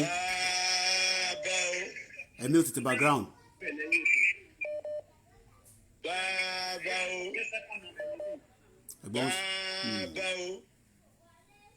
Ọmọ tó wí bẹ́ẹ̀ tó ṣe bẹ́ẹ̀ akọ̀nà yín ojú òde ní tìyín. Aṣẹ́dùmarè. Àwọn tó lọ wípé aláyọ̀ mi kọ́ ìkí ó ń bẹ nílọ́dọ̀ ó ṣe kíníkan ní kò ojú tìyín. Sáà lákọlá wà bí ìbọn àti rẹ́dì. Aṣẹ́dùmarè.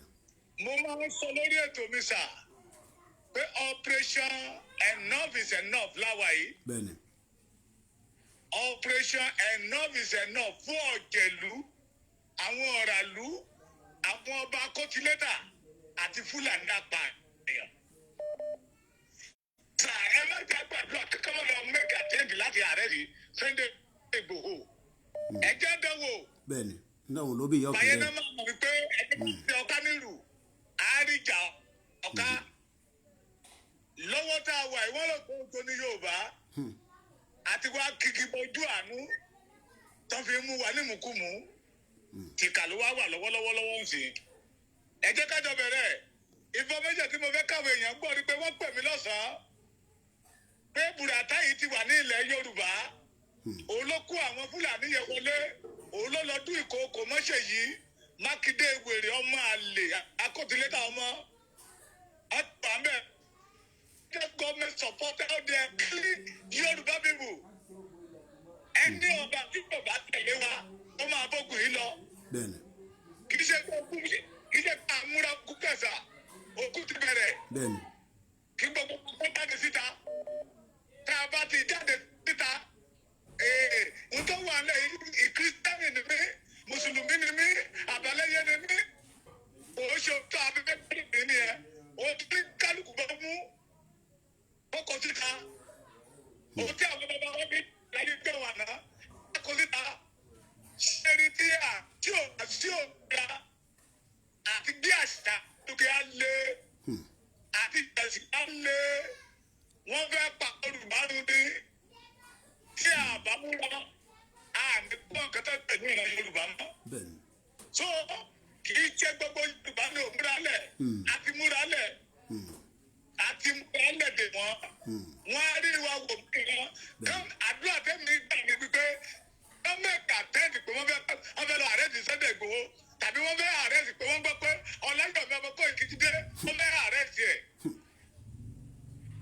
Wọ́n mọ̀ pé ìṣẹ̀dálẹ̀ Yorùbá ti dìde ṣé ní gbogbo àwọn ọba tó dá ìran Yorùbá yẹn wọ́n á sùn látọ̀rí Adéyẹmí bẹ̀rẹ̀ wọ́n á sùn wọn ní jíjẹ́lẹ̀ tàbí tó délẹ̀ yìí. Mọ́dárí kankan wọ́n nìyẹn kọ́lọ́ máa tẹ́ pọlọ lórí àjẹsára tó mọ́ nìyẹn kọ́lọ́ máa tẹ́ jọlọ lórí báyẹn náà máa mọ̀ wípé nǹkan ju nǹkan lọ oògùn ju oògùn lọ agbára ju agbára lọ ìmọ̀ ju ìmọ̀ náà ò ṣe kú òye lọ. Náà lè máa gbé ká máa ní kí ìran Yorùbá máa jìyà. Àwọn bàbá wa wọ́n ti ṣiṣẹ́ lẹ̀ fún wa wọ́n fẹ́ ká jèrè ilẹ̀ tọ́lọ́dún dá wa sí àrà ló máa kọ́ wọ́n dànù. Aṣẹ́dùmarè. Ẹ kó ètò bàbá. Ẹ ṣe gan-an. Ọ̀wẹ́ kọ̀ màá pè yín. ọmọ tó wú bẹ̀ tó ní tèyí. Aṣẹ́dùmarè. Akọ̀ lẹ́yìn yín. Ẹ má wọrí. Ẹ ṣe gan-an ni.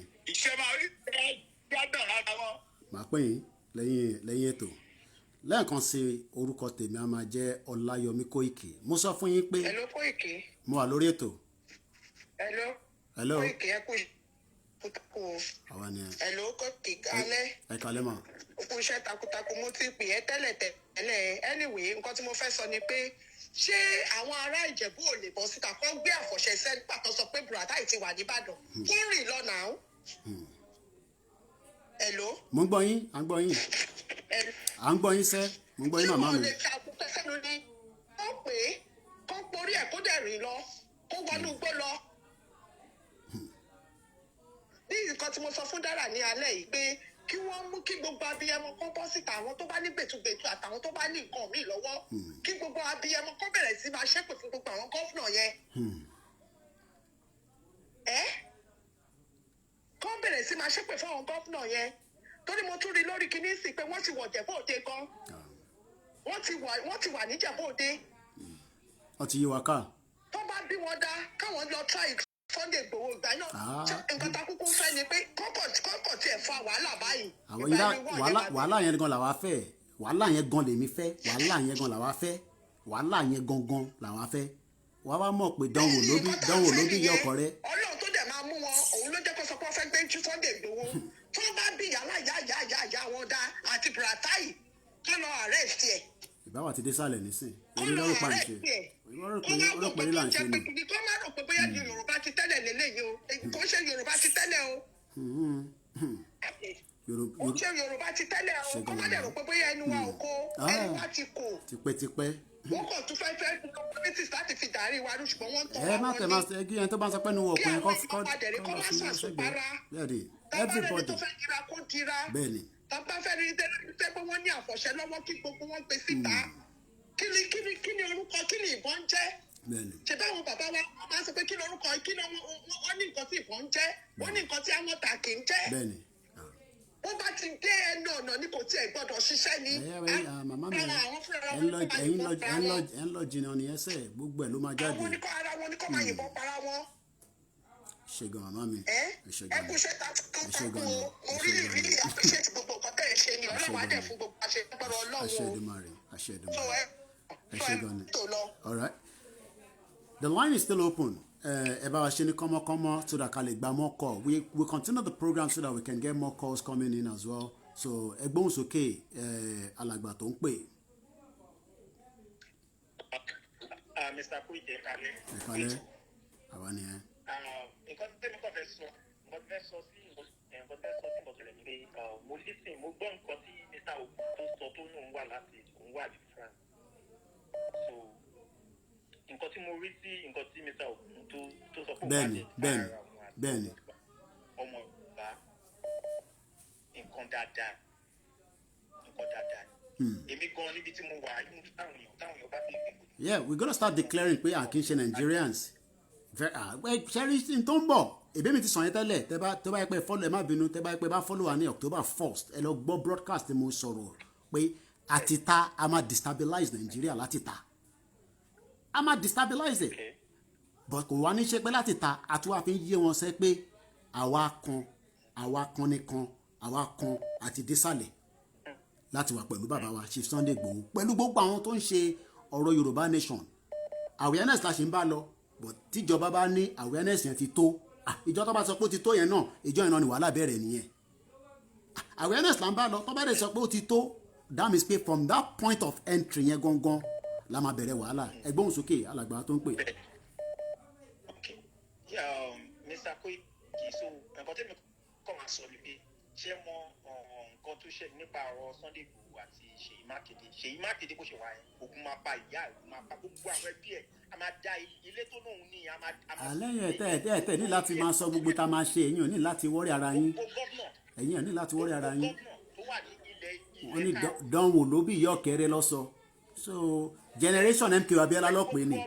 ọba nǹkan tó ń jẹ́ ọba tí kò bá káàlù kò sí ọba. generation MK Abiola ni wọ́n pè tán tá gbé dání nísìn wọn ò mọ̀ pé eléyìí ò ń ṣe generation MK Abiola mọ́. fún àwọn tó ń jọba lórí jẹ kò sí ọba nìyẹn ọba tó bá ti gbàbọ̀dé fún wa ó máa bá ilẹ̀ lọ. bẹ́ẹ̀ni. àwọn alálẹ̀ gan ti fún wa ti padà lẹ́yìn ẹ̀ wo ogun àánú ọmọ ogun lèmi o ọmọ ogun lèmi ogun dáre jẹ lóògùn ní sọ́ọ̀nì ẹ̀mí ogun dáre bí ẹ sọ ọkọ̀ tí kò máa sọ ìgbésẹ̀ mọ́ Mr. Ogun nìkan ni o kò bá àwa àti rẹ́dì àṣàyàn mú ewu àwílì. ànáwọn èèyàn máa sọ kalẹ̀ sẹ́ ẹ̀yìn ò ní láti wọ́rí ara yín when it's of everybody go and get one-way ticket. If the awareness wants to stop, we stop the awareness and we start the real problem. Kò jù bẹ́ẹ̀ lọ. So ẹ ṣe gan ni kàlẹ́fẹ́ lómi náà láyé +447594050979 ẹni tó bá ti pè lákọ̀ọ́kọ́ ẹjọ́ ẹja fún àwọn ẹlòmíín láyé kí wọ́n lè láǹfààní àti pè wọlé torí pé gbogbo wa ni a ní ohun tá a máa dá sí orí ètò náà ẹ ṣe sùúrù ẹ gbóhùn sókè màmá wa. ẹ káàbọ̀ sórí ètò ẹ gbóhùn sókè ẹ mute ti background ó wà ìyẹn máa wà delay ẹ wọlé mo ti gbọ́ yín mo ti ń gbọ́ yín sẹ́ ẹ gbóhùn sókè ẹ kalẹ́. ẹ kalẹ́ sà. ẹ kalẹ́ màmá báwo dẹ̀ ń sà. àdúpẹ́ fọlọ́run. ẹ kó ètò. ètò nìyẹn. a máa tún wá ṣe. àṣẹ Èdùmàrè. yes sà nǹkan tẹ̀mí rí sí nǹkan tó wà nílẹ̀ ni pé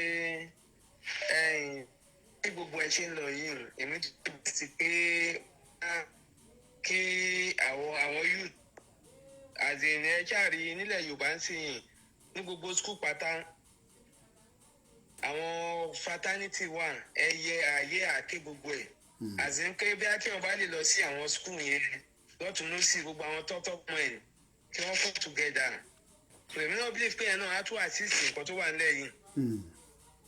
Okay. gbogbo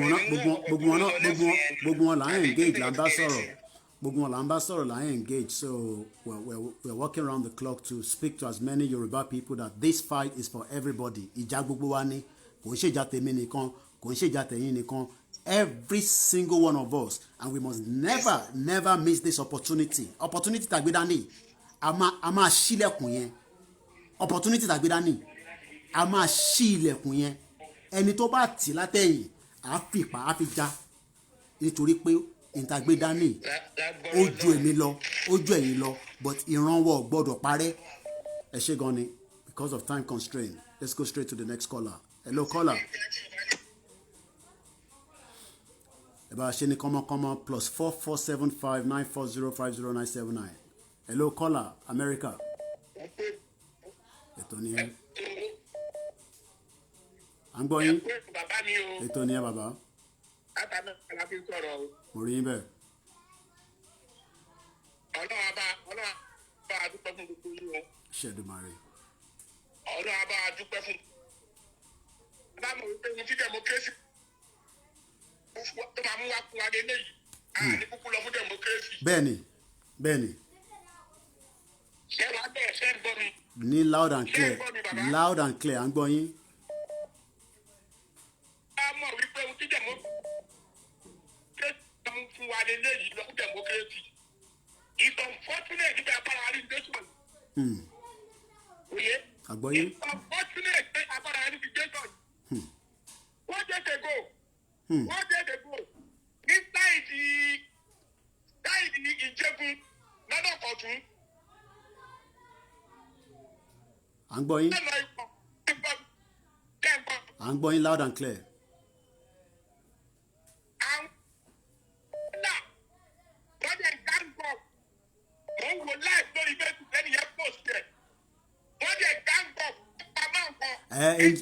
Engineer mo rí fídíò yẹn mo rí very pathetic láàrin ìlú wọ́n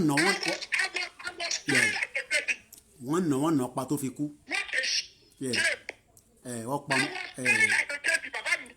wọ́n nà pa kú yàtọ̀ wọ́n sọ fún ẹ pé ká ṣe sùúrù ẹ ṣe sùúrù.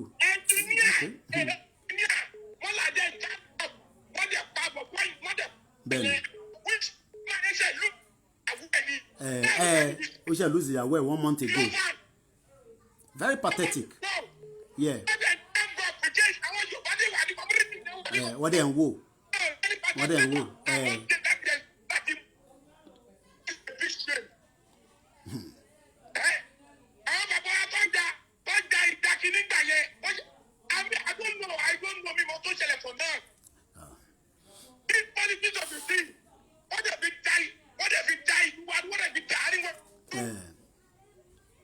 the politics mess up everything.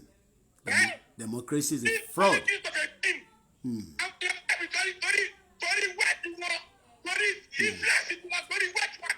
Yeah, for their own influence. Káwọn ṣáà ti lówó. Yeah, influence wọn nìkan lọ́wọ́ after. Wọ́n wá. Tẹ bá rí ìyà tí mo ti rí lẹ́nu ìgbà tá a ti dé kò ń ṣe kékeré. Ìyà tẹ́ ń rí lórí Facebook yẹn yàtọ̀.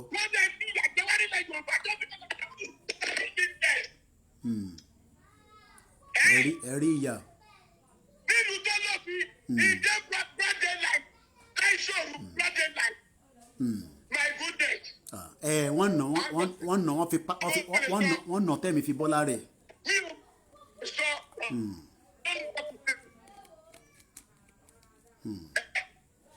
nílẹ̀ wá. Oh my goodness. Yeah. Ó wà painful gan. Ó wà painful. Ó wà painful.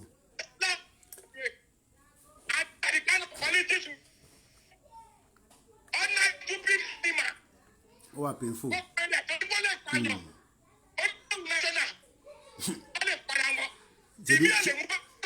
Bàbá wa ṣebí bàbá wa ẹ tẹ ń lọ jìnnà ni ṣe mọ̀ pé wọ́n pa máa kan náà ní Èjìgbò ní last year December ẹni tó pa yẹn nísìnyí àmọ́bi tó wà ìyẹn kẹ̀kẹ́ náà pẹ́ chairman mo mọ̀ bí ẹ follow broadcast nígbà yẹn.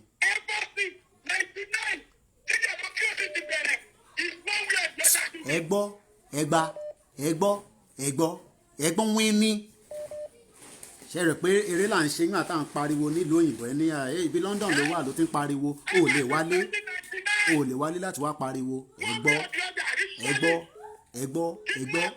ẹ̀rí bàbá wèrè ẹ̀rí bàbá wèrè ẹ̀yẹ́ tẹ lọ ẹ̀tẹ̀ afẹ́kẹ́tẹ̀ ẹ̀rán security lọ sí ilé bàbá wa Chief Sunday Igboho ẹ̀yẹ́ ẹ̀rán security lọ́bẹ̀ bí alẹ́ yìí bí alẹ́ yìí ni wàhálà máa túlẹ̀ ẹ rí bàbá wèrè ẹ ṣe gan ni bàbá wa. àti gbogbo àwọn bàbá tó ti lọ ọlọ́wọ́ adúlọ̀ tó wà nílẹ̀ Yorùbá. wọ́n bá ti gbà bọ̀dé. wọ́n ti gbà bọ̀dé kò sí tó kàn wọ́n kò sí tó kàn wọ́n kò sí tó kàn wọ́n Saheed máa gbé kọ́lẹ̀ tó bá ti pè padà nísìnyí pè padà nísìnyí Saheed ọmọ bọ́tà. It's very hot very very hot.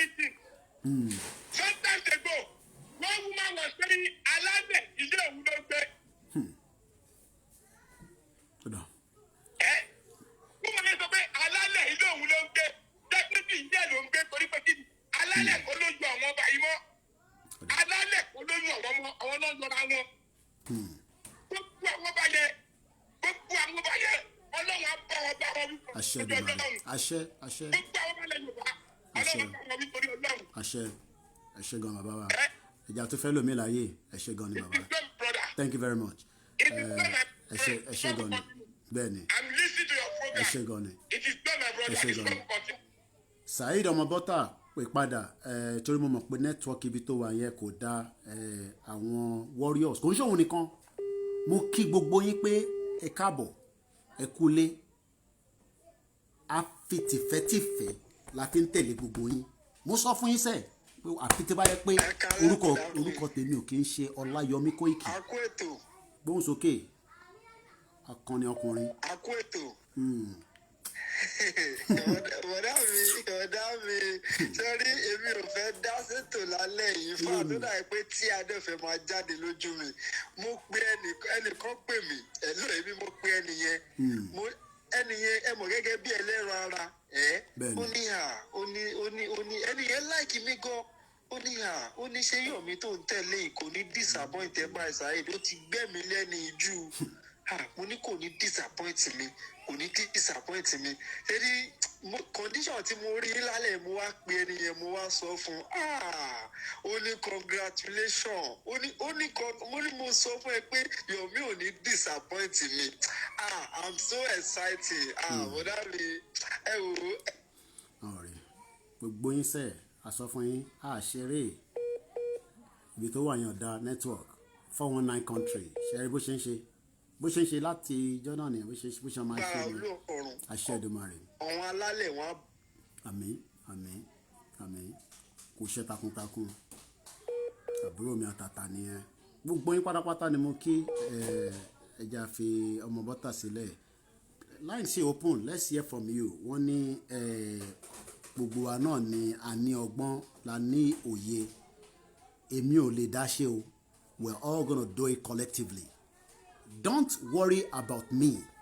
Let's worry about the Yoruba nation. Let's worry about the Yoruba land.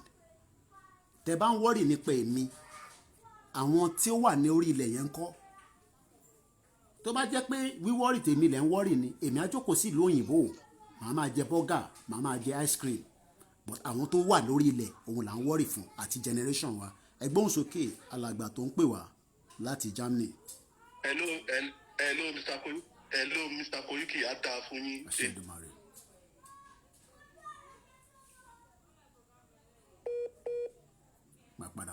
That's the problem network 419 country 419 country. Hello sir ó dẹ̀ pé network yẹn. ó ti padà. hello bí ẹ ṣe ń pètò yẹn lọ láti jọ gbogbo ẹ̀ pátápátá là ń fọ́lọ̀ yín àwa tá a dákẹ́ tá a ń fọ́lọ̀ yín àmọ́ tá a ń ṣe o kọ́ńtà ńlẹ̀ lókù báyìí. gbogbo àti mọ ìgbésẹ̀ tó ń ta tí kálukú wa máa gbé ní Nàìjíríà gbogbo ètò tí wà ńlẹ̀ ó tiẹ̀ ṣẹlẹ̀ ní gbogbo nǹkan táwa kàn sí because gbogbo bá a ṣe wà yìí ara ti ń jó wa ẹni tó bá ní iṣẹ́ tẹ gbé dání yẹn pé kò ó máa kú ti ìran ẹni gbogbo ìdílé wọn máa parun ni ẹni tó bá sọ pé tóun ṣe ń wò ní tí lórí platform tẹ gbé jáde ká lè bọ́ lóko ẹrú tó sọ pé inú òun àtòun àti ìdílé wọn tìrọ̀tìrọ̀ wọn máa parun nítorí àwọn politician oṣù yìí. ẹ hold on alàgbà. àwọn onímọ̀ àdàrú ṣé wàá rí nǹkan tó ṣẹlẹ̀ ẹjọ́ inú ó ń ká mi lára ní iṣẹ́ rí ọlọ́mà mú wa tó bá ti lè tó bẹ́ẹ̀ tó bá gbé Ìgbòho ẹni tó bá ka ikú. ẹ jẹ́ ẹ hold on kí n sáré dá ẹ hold on alàgbà alàgbà ẹ hold on ṣẹ́rẹ́ tó ní let us be careful ó dà ń pé o ṣì ń fear ẹ̀rù ṣì ń bẹ́ẹ̀ ló ṣe ń sọ pé let us be careful. Let me say this clearly and let me say it clearly. Soviet Union was stronger than Nigeria in 1991 nígbà tó break up and kò tí sí network tó connect àwọn ọmọ ìlú ẹ̀ bí ìgbà tá à ń sọ yìí. Tẹ́ bá rò pé let us be careful la fi gbé dání mo sọ pé Yorùbá nation ó ju èmi gan lọ tó bá rò pé bí tí Yorùbá nation tó dúró nísìn it is not us alone ló fẹ́ jàjà yẹn so ọ̀rọ̀ let us be careful ó ti kúrò a ti kọjá let us be careful a ti fún wọn ní time so careful ò sí bẹ́ẹ̀ mọ́. èèyàn ò lè gọ̀gọ̀gọ̀ káṣọ ẹ̀kọ́ kí kó má lè fàáyọ àwa Yorùbá la pa lówe tí ọba ti ewúrẹ́ kọ ògiri ewúrẹ́ máa bún yín ní jẹ́ ní jẹ́rí àwa Yorùbá òde òní àwa ọmọ òde òní ojú wa ti là á kí nǹkan tó ń ṣẹlẹ̀ gbogbo àtàwà ní diaspora àti mọ̀ ó tiẹ̀ ṣẹlẹ̀ la fẹ́ sìn wọ́n máa rí fíìmù ṣe bí gbogbo bá ṣe dákẹ́ tí everybody wà lábẹ́lẹ̀ tí à ń ṣe bẹ́ẹ̀ ni pé òmùgọ̀ ni wá ewúrẹ́ ni wá tó ń tì wá mú wọ́n ti tì wá sùn wọ́n ti wá kọ ògiri ṣẹ́rí àná mo ń wo gbogbo program yẹn live bó ṣe ń lọ tí bàbá Ìgbòho tó ń lọ bá wọn nínú igbó tí pẹ̀lú àwọn ọmọ ìwà wọn tó ya wọn nínú igbó tí àwọn àbókì yẹn tó ń sá lọ pẹ̀lú àwọn tó ti kidnap pẹ̀lú àwọn tó ti pa àwọn èèyàn àwọn bàbá àwọn ìyá wa tó wà nínú oko tó ń rí tó ń pa àwọn tó ń ta ìjà kọ́sùn ọ̀sẹ̀ Mákindé wà ń bẹ̀rù orí gbogbo nǹkan tó ṣẹlẹ̀ gbogbo wà ń bẹ̀rù àwọn ọba yẹn wà ń bẹ̀rù àwọn onímàdàrú àwọn oníjẹwùrù nítorí nǹkan tó ń gbà ní abẹ́ ìjọba gbogbo máa ṣòfò tọmọtọmọ ni àdàbí tí o bá sí àwọn alálẹ̀ ló kù. Kò yé wọn ni kò yé wọn ni ẹ máa fi sọ̀rọ̀ Ọlọ́run á tì yín lẹ́nu ojú òní tì yín gbogbo bẹ́ẹ̀ ṣe bẹ́tò yìí lọ Ọlọ́run ní kúrò lẹ́yìn yín kọ́tẹ̀ dánlẹ̀ káwọ́. àdúrà tèmi náà ń gbà nìyẹn ẹ ṣé gan ni ẹja tó gbé kọ́ọ̀lù míì tó ń bọ̀ hello caller mo kí gbogbo yín I greet every one of you I can cite everybody on the podcast àníjọra wa lójú but lórí Yorùbá nation yìí we will go head to head with anyone that wants to block our way because this generation is not during MK Abiola's time. Ẹ̀gbọ́n sókè go ahead. ẹ̀kálẹ́ o bọ́dà. ẹ̀kálẹ́ káàbọ̀ sórí ètò. ẹ̀kálẹ́. afẹ́dásẹ́ tó ní bọ́dà. ẹ ti wà lórí ẹ̀ náà ẹ̀yin lẹ́ lètò kò ń ṣe mi ni mo lètò ẹ̀gbọ́n sókè.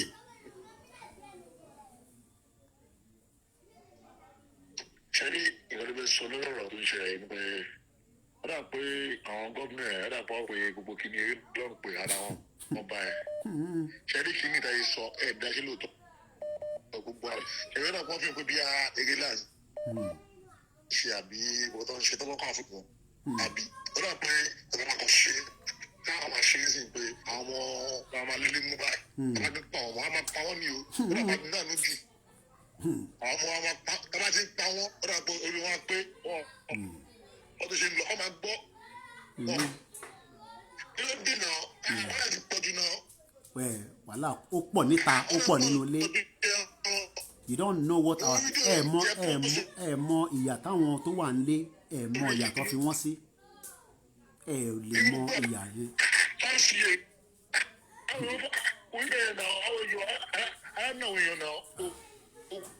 àní dán bẹ́ẹ̀ni wà ní gbọ́ wá ẹ wá lé everybody jáde ẹ náà ń ṣe democracy mọ́ democracy yẹn ò wọ́ọ̀kì fún wa a fi dá dúró. ẹ ṣé gan bàbá mi ẹ ṣé gan torí network wọn dàbí pé ó ń lọ fégefége ẹjá tún lọ sí Germany +49 ẹni tó bá ti ń pè ẹ mute ti background ní kíákíá ẹ ti wọlé ẹ ló kọ́là ẹ̀yin lẹ́ lẹ́tọ̀ ẹ̀gbóhùn sókè. láti Germany la ti ń pè. ẹ̀gbóhùn sókè. ṣé gbogbo ẹ̀yin Dautu Thomas ṣé ẹ rí i pé eléwọ̀n ṣe ṣeré mọ́ ó ti ṣẹlẹ̀ nìyẹn o. ọkàn náà dẹ̀ ti ṣe kí ni sójà pa ọkàn náà dẹ̀ ṣe kí ni wọ́n sì ń bọ̀.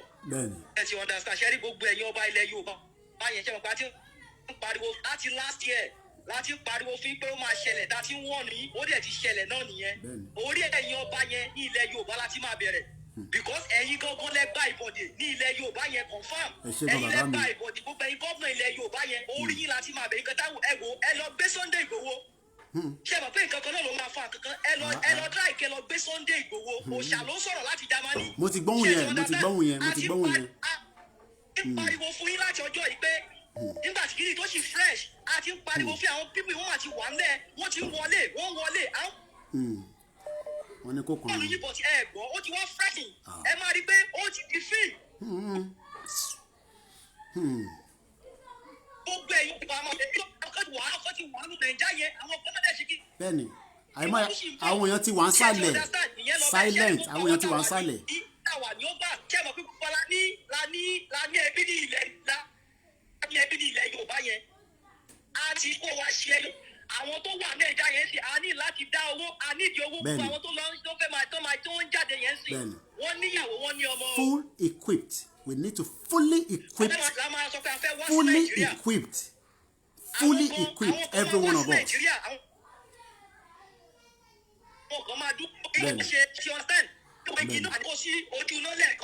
àwọn igi kan máa lọ àwọn igi kà dúró àwọn igi kà bó ṣe máa rí nìyẹn àwọn igi kà dúró. bẹ́ẹ̀ni. ẹ̀yin ẹ bá dúró ẹ má kàn dúró lásán. bẹ́ẹ̀ni. ṣé ń gbọ́ mi nǹkan tí mo sọ yìí kíkẹ́ ẹ bá dúró ẹ má dúró lásán. because gbogbo yín náà lẹ ní family tó gbogbo ẹ̀yin down to Thomas. ẹ bá ń sọ fún wọn nígbàgbọ́ ó dẹ̀ ti rẹ́ẹ̀dì sí ṣe ti understand ó ti rẹ́ẹ̀dì sí tó bá bí ìyálà ìyá Mákindé dáa tó bá bí ìyálà ìyá nígbà tí wọ́n ti ń pa àwọn ọmọ Yorùbá látijọ́ yìí. àwọn ọ̀rí yẹn níbo ni gbogbo àwọn gọ́ọ̀dọ̀ lórí burúkú yẹn wà ní ilẹ̀ Yorùbá náà. àwọn kíá. níbo ni wọ́n wà náà. àwọn kíá. tí wọ́n bá bí wọn. dá kí wọ́n lọ Sunday Igboho tí wọ́n bá bí wọn dá kí wọ́n lọ gbé ẹnì kọ̀ọ̀kan nínú gbogbo àwọn tí wọ́n wà nílẹ̀ ẹ̀dá kọ̀ọ̀kan tó ti pẹ̀lú ẹ̀dá kẹ̀kẹ́ ayé ṣèwà tó ẹ̀ ṣèwà hábù gan-an ni. ẹ̀jọ̀ ọ̀dà tàgbó ọ̀gá dá wà lọ a ní láti dá owó a ní ìdí owó ẹ̀rù látò ò lè ṣe ẹ̀jọ̀ ọ̀dà tàgbó ọ̀gá wà gbogbo àwọn tó ń lọ yẹn náà owó náà wọ́n níyàwó lọ́mọ owó ní ìdí owó ẹ jẹ́ ká gbọ́ ẹgbàgbé àwọn tó wà náà ẹ̀jẹ̀ ẹ jẹ́ ká fi ra wọlé kan káàbù bí tá a fẹ́ máa dá owó gan sí a ní ìdí owó gbogbo ẹwọ tó wà lọ́wọ́ gbogbo Haúsá yẹn ṣé òkúta la fẹ́ fi rà á ni àbáwọn tó àwọn adájọ́ tó ń sìn ṣé la fẹ́ gbé dání ni owó kọ́ la máa fi rà bọ́ ni ṣé owó kọ́ la máa fi rà bọ́ ni ó ti ṣẹlẹ̀ ó ti rẹ̀ tó bá bí wọn dá kí òkì òòṣà àní òòṣà má wọrí mo ti gbọ́hùn yẹn òòṣà mo ti gbọ́hùn yẹn òòṣà nìyẹn òṣè gan ni mo kí gbogbo àwọn media houses wa látòrí Òṣàtọ́lá látòrí màmá wa Dára látòrí Lady K ẹ jẹ́ n kọ́kọ́ kí gbogbo àwọn media wa ẹ ṣe sùúrù ẹ̀ tó ń pè gbogbo yín lẹ máa láǹfààní àti pè ẹ ṣe sùúrù gbogbo yín everybody we call ẹ ṣe sùúrù ẹ̀yin lẹ lètò ẹ jẹ́ n kọ́kọ́ save number òòṣà nísìn straight away mo kí gbogbo àwọn media houses wa and let us ẹ má pè just give me some few minutes and for those that are not Yoruba speaking we cannot do much on that because of the callers that wants to speak in our own local language but when I come back like this I will speak the English and the Yoruba in between.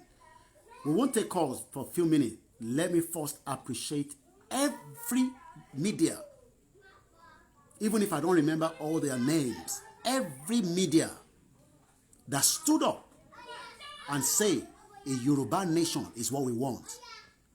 Mo fi tọ̀wọ̀tọ̀wọ̀ kí màmá wa Àbíkẹ́ Ìrìlú. Mo fi tọ̀wọ̀tọ̀wọ̀ kí wọn. Mo kí màmá wa Tẹ́ni Ọmọlógo. Mo fi tọ̀wọ̀tọ̀wọ̀ kí wọn. Mo kí Òṣàtọ́lá. I've been following all the programs, even though I was not on. I was watching all the programs every day. Mo kí Lady K. Obìnrin bí ọkùnrin. Mo kí màmá wa Adéjọkẹ́ Ọmọba. Mo kí Lady B ní Italy. Obìnrin bí ọkùnrin. Tó dúró tí wọ́n máa wò pé obìnrin làwọn jẹ́ and they are not saying because we are women and they are hiding their face. You think it's an easy task. People watching you all over the world as a woman. I keep saying they cannot do anything. I've told British will listen for me and boss in Nigeria. I've told you that. Because what we are still doing, I know it will be violent at some point. But when is what we don't know. But the government can fast track it for us. It's not a problem. Mo kí gbogbo obìnrin tí àtúrántí dárúkọ wọn tó ń ṣètò. Every single one of them. Mo kí màmá wa Dr. Wunmi. I'm sure you remember the video I posted on the 1st of January. Some of you women can do the same thing. Don't be, Nigeria is going to fall. So don't be scared that a DSS, a security, will be looking after you. No. Nigeria is going to fall. All that, everything is going to crumble. And we will start afresh again with not entity called Nigeria, because it's the British Empire. It's only benefiting the Britain is benefiting the Britain and also benefiting those within the surroundings. We take calls, just bear with me, those of you trying to call. So what I'm trying to explain to us, mo wá kí gbogbo àwọn ọkùnrin tá dìde during this very difficult time. Some people doubted us. Yeah, heritage ò lè ṣe nǹkankan. Ẹ wo iṣẹ́ tí bàbá yẹn ṣe 24/7. Different guests coming in. Even some of you that follow us always dispute that. I forgot anybody. No. Media brings different people to come and talk. Mo kí bàbá wa Heritage Ade Thomas. Mo kí bàbá wa Frank Bello. He has been on this journey for a very long time, and we have now given him all the backing and the support. Mo kí bàbá wa David Hamilton. Some of you might disagree with his own ways of doing his presentation, but I láti kí wọn because ọkùnrin tó dúró, and he has been there, consistent, talking about the bad government of Nigeria, and also now working on the Yoruba nation. Akí bàbá Èkìtì nísàlẹ̀. Wọ́n rò pé à ń ṣeré ni nígbà tá a bẹ̀rẹ̀ sí sọ̀rọ̀. A sọ fún bàbá wọn pé gbogbo wọn pé a máa tì wọ́n lẹ́yìn bí Elédùmarè ṣe ń ti gbogbo wa náà lẹ́yìn. Akí Ahmed Ọlálékan, mo kí Victor Ọmọlúkà, mo kí Marcus Ìjìnlẹ̀ FM, mo kí màmá wa Dara talk show. I spoke to her. Mo dẹ̀ bá àwọn màmá wa Adéjọkẹ́ náà sọ̀rọ̀. I spoke to Tenny Blog. I spoke to Lady K. Mo kí bàbá mi, ọ̀rẹ́ mi, ẹ̀gbọ́n mi, Gbedu magazine. Doing everything within his own little to make sure that the message was coming out every time. Mo kí Ògún pa gbogbo wọn náà ni. Mo kí Òòṣà.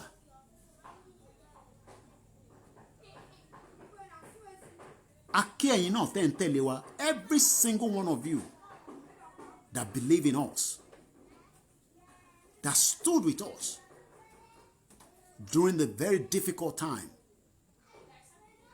Yes, they will try everything. That is the job of those that do not want a Yoruba nation.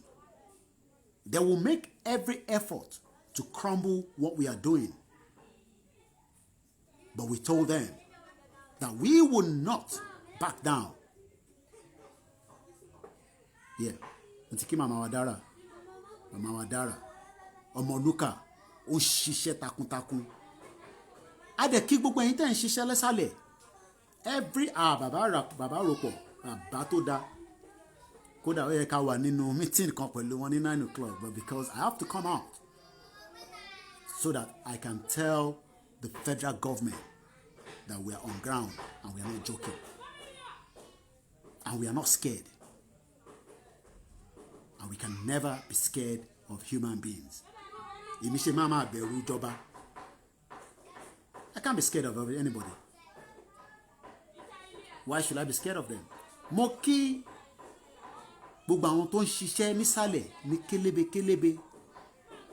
We have thousands of people that are working around the clock. I greet every single one of you on each of the platform. Mo kí Sister Bukky Taiwo. Ẹ ní sùúrù. Bàbá wa láti France, ẹ ṣe sùúrù. Ẹ lọ máa sign petition kan ní kẹ́ sign. But petition yẹn ó máa lọ sókè. But àwa ń sọ fún yín sẹ́ pé àwa ti dé tán. My name is Olayomi Koiki. Ní dá fún gbogbo wọn. Gbóhùn sókè láti France, ẹ bá mi mute background. Ẹ̀gbọ́n mi òòṣà mi yín o. Ẹ kú iṣẹ́ takuntakun. Ẹ̀gbọ́n ó máa fídíò kan lọ pé wọ́n fẹ́ gbé Sunday Igboho. Àní kọ́ fi yẹn kọ́ tutọ́ yẹn dànù. Gọ́vnà Mákindé gan kò lè dá ẹ̀ torí Mákindé tó ṣe dé ipò tó wà yẹn òun mọ̀ tó mọ̀ ṣe dé ipò yẹn tó ń wà yẹn. So kò lè dá ẹ̀ tí ó bá tí. Thank you very much, Sister Bukky Taiwo. Pé kọ́ wá gbé òòṣà. Wọ́n bá sọ fún wọn pé èèyàn tẹ fẹ́ lọ bá òkè ṣẹ̀rọ rírọ̀. So kò lè possible. Àwa kan náà ti dé sẹ́ tàwa tì wọ́n lẹ́yìn àwa kan náà ti dé. Bọ́lá tí Boko Haram ṣe ní north. Nǹkan kékeré ni tá a ṣe bẹ̀sí kan tó wà sálẹ̀. Gbogbo ọgbọ̀n á sáré international gan á rí jẹ́ tiwọn. So kí àwọn èèyàn má ṣe pẹ̀lú àtọ̀ ẹ̀kúṣẹ́. Ẹ ṣé gan ni. Thank you very much. Àsọ̀rọ̀ lẹ́yìn. Let's say this again. We want it to be peaceful. That is why, we are working on petition, referendum awareness, and that is part of why we're on ground. Káwá fiṣẹ́ kún àwọn tó ń ṣiṣẹ́ nísàlẹ̀. You think I'll be scared when I move around? They can't do jack shit. Maybe because you think I'm in London and I'm shouting Yoruba Nation, you think I cannot come down, you think I'm scared. Me, Ọmọ Ìjẹ̀bú Òde, a Yoruba man will be scared of my land, my ancestral land. Ibi tó sórí mi sí, I'll be scared. Ọlọ́run má jẹ́ ká tó rí yẹn. I told you that I'm not joking, but we are creating awareness. But that awareness can stop at any point if steps are taken. +4 475 940 50979. Ẹ̀gbọ́n sókè. Hello. Ẹ̀gbọ́n sókè ma. Ẹ kú ètò sà. Àwa ni màmá wa. Ọlọ́run àwọn àtìyín lẹ́yìn o. Àjàyí la máa jàjà yìí o. Ẹ̀mí ẹni kankan kò ní bọ́ sí i. Àwa tá à ń ṣe wàhálà rẹ̀ iná la máa jẹ pẹ̀lú ògùn Ọlọ́run tọmọtọmọ. Máa dúpẹ́ lọ́wọ́ yín o. Ẹ̀mọ́ ní ṣòfò. Ọlọ́run àwọn ọlá pé ó gba ọ̀pọ̀lọpọ̀ obìnrin wa ṣàgálà la wá ń ṣe nílùú wàhálà Àjàyí lẹ́ máa bá àjàjà yìí.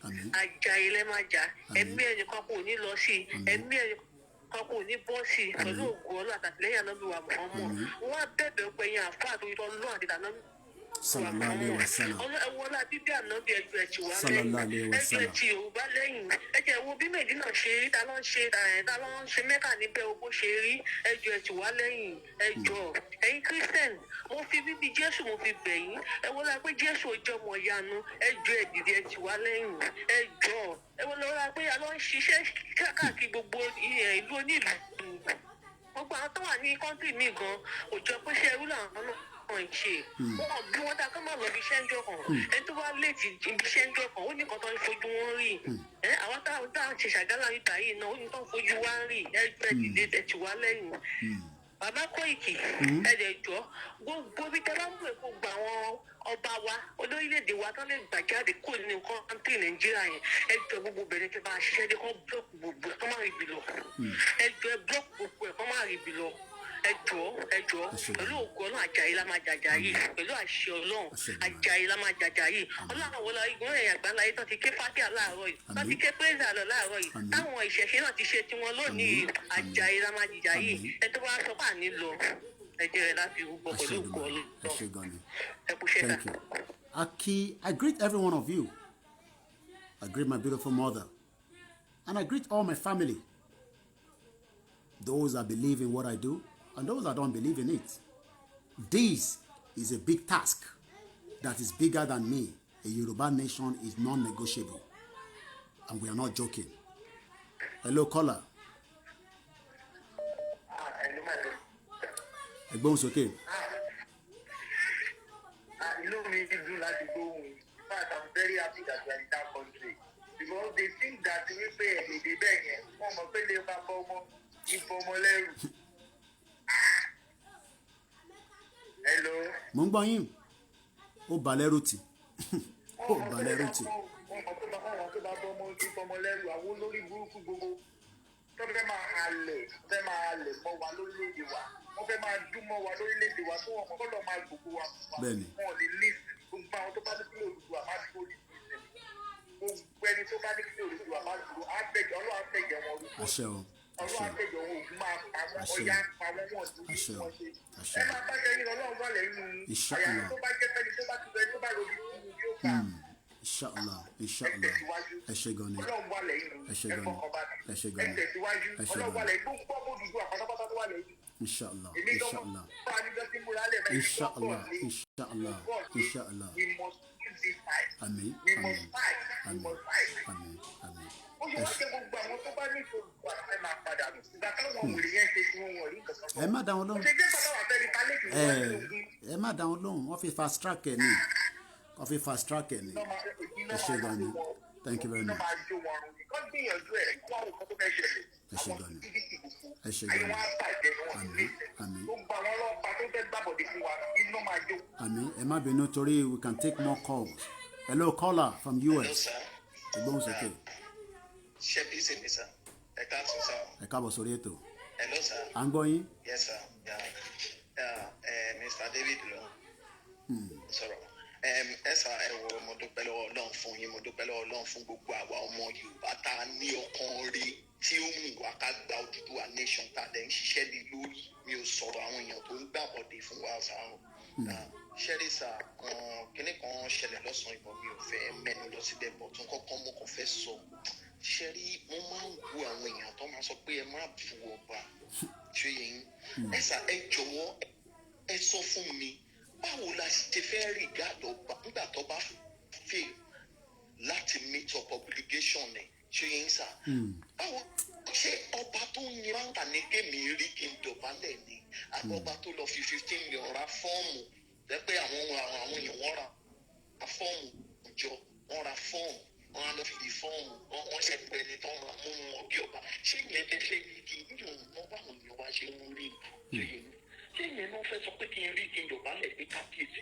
tí Tinubu bá máa pé kí lorúkọ ẹ̀ onírù ó máa ní pé Sakiru fún mi pé ẹnu pé Saidi fún mi pé Saidi fún mi bóyá máa ń sọ nìyẹn ṣé yẹ yín ṣọ́ba nìyẹn àwọn ọba tó ń kóra wọn jọ tí Tinubu jókòó nù yàrá díẹ̀ tó dẹ̀ ní kí wọ́n wá gbogbo wọn dẹ̀ lọ ṣé yẹn mo join program kan lẹ́ẹ̀kan ṣé yẹn ẹnìkan sọ̀rọ̀ ń bẹ̀ mi ò forúkọ pé ẹnìyẹn láṣìírí because everybody mọ̀ ni wọ́n dẹ̀ sọ̀rọ̀ wọ́n ní kí n má ẹ̀fà pé gbogbo àwọn ọba alẹ́ Yorùbá lólórí burúkú mọ̀ kan owó bí kí ni bàbá yìí sọ yìí ṣé ọba tẹ fẹ́ kémi rí gáàdì ni àwọn ọba tó ń kóra wọn lọ bá Tinubu ní ilé what an insult of the highest order ẹ wá ní ká má bù wọn ẹsà ẹ jọ̀wọ́ ṣé wọn fira wọn wọlé ẹsà bí queen ṣe wà yẹn bí àṣàlẹ ṣe wà yẹn ṣé ó lè lọ kó wáyàn lọlé ìyàṣàlẹ táwọn èèyàn gan wá tó jẹ kó wọn tẹ ẹlòmíín wá kó nǹkan tí ẹ ṣe kí ọkọ ẹ báyìí. wàá try gan wàá try gan ẹ ṣé gan ni ẹ ṣé gan ni bàbá wa ẹ ṣé gan ni àní pẹ́ gbé tó yẹn wá sílẹ̀ maybe 1 or 3 more calls and we start winding down there will be more program coming there will be more program but for now a kàn sọ pé kí gbogbo wa ká lọ máa gbáradì and be vigilant. Hello caller. Hello caller. Hello sir. ẹ̀gbọ́n màmá wa ẹ̀gbọ́n sókè. Hello sir. ẹ̀gbọ́n sókè màmá wa. ẹ ra sà ẹ kú ètò sà. ètò nìyẹn. ẹ kú ètò sà. ètò nìyẹn. ìwọ̀n àárọ̀ ìwọ̀n àárọ̀ ìṣìlágbára àmín ọ̀pọ̀ ayọ̀ apọ̀ ká. àmín. ìmọ̀ta oníjọ lórí àmín. lágbára gbogbo orígun mẹ́rìnlẹ̀èdè Nàìjíríà lágbára àmín. àwọn abiyamọ ayé. àmín. apá ọ̀tọ̀ ò ní ká yín. àmín. fún bàbá wa Sunday Igboho apá ọ̀tọ̀ ò ní ká yín. gbogbo ìmọ̀ràn wọn ó máa padà sórí àwọn àtàwọn ọmọ wọn lágbára Ọlọ́run. àmín. ṣùgbọ́n pàtàkì tèmi kàn fẹ́ sọ ní pé èèyàn ní ká má pe Ọlọ́run àtànábì sí o.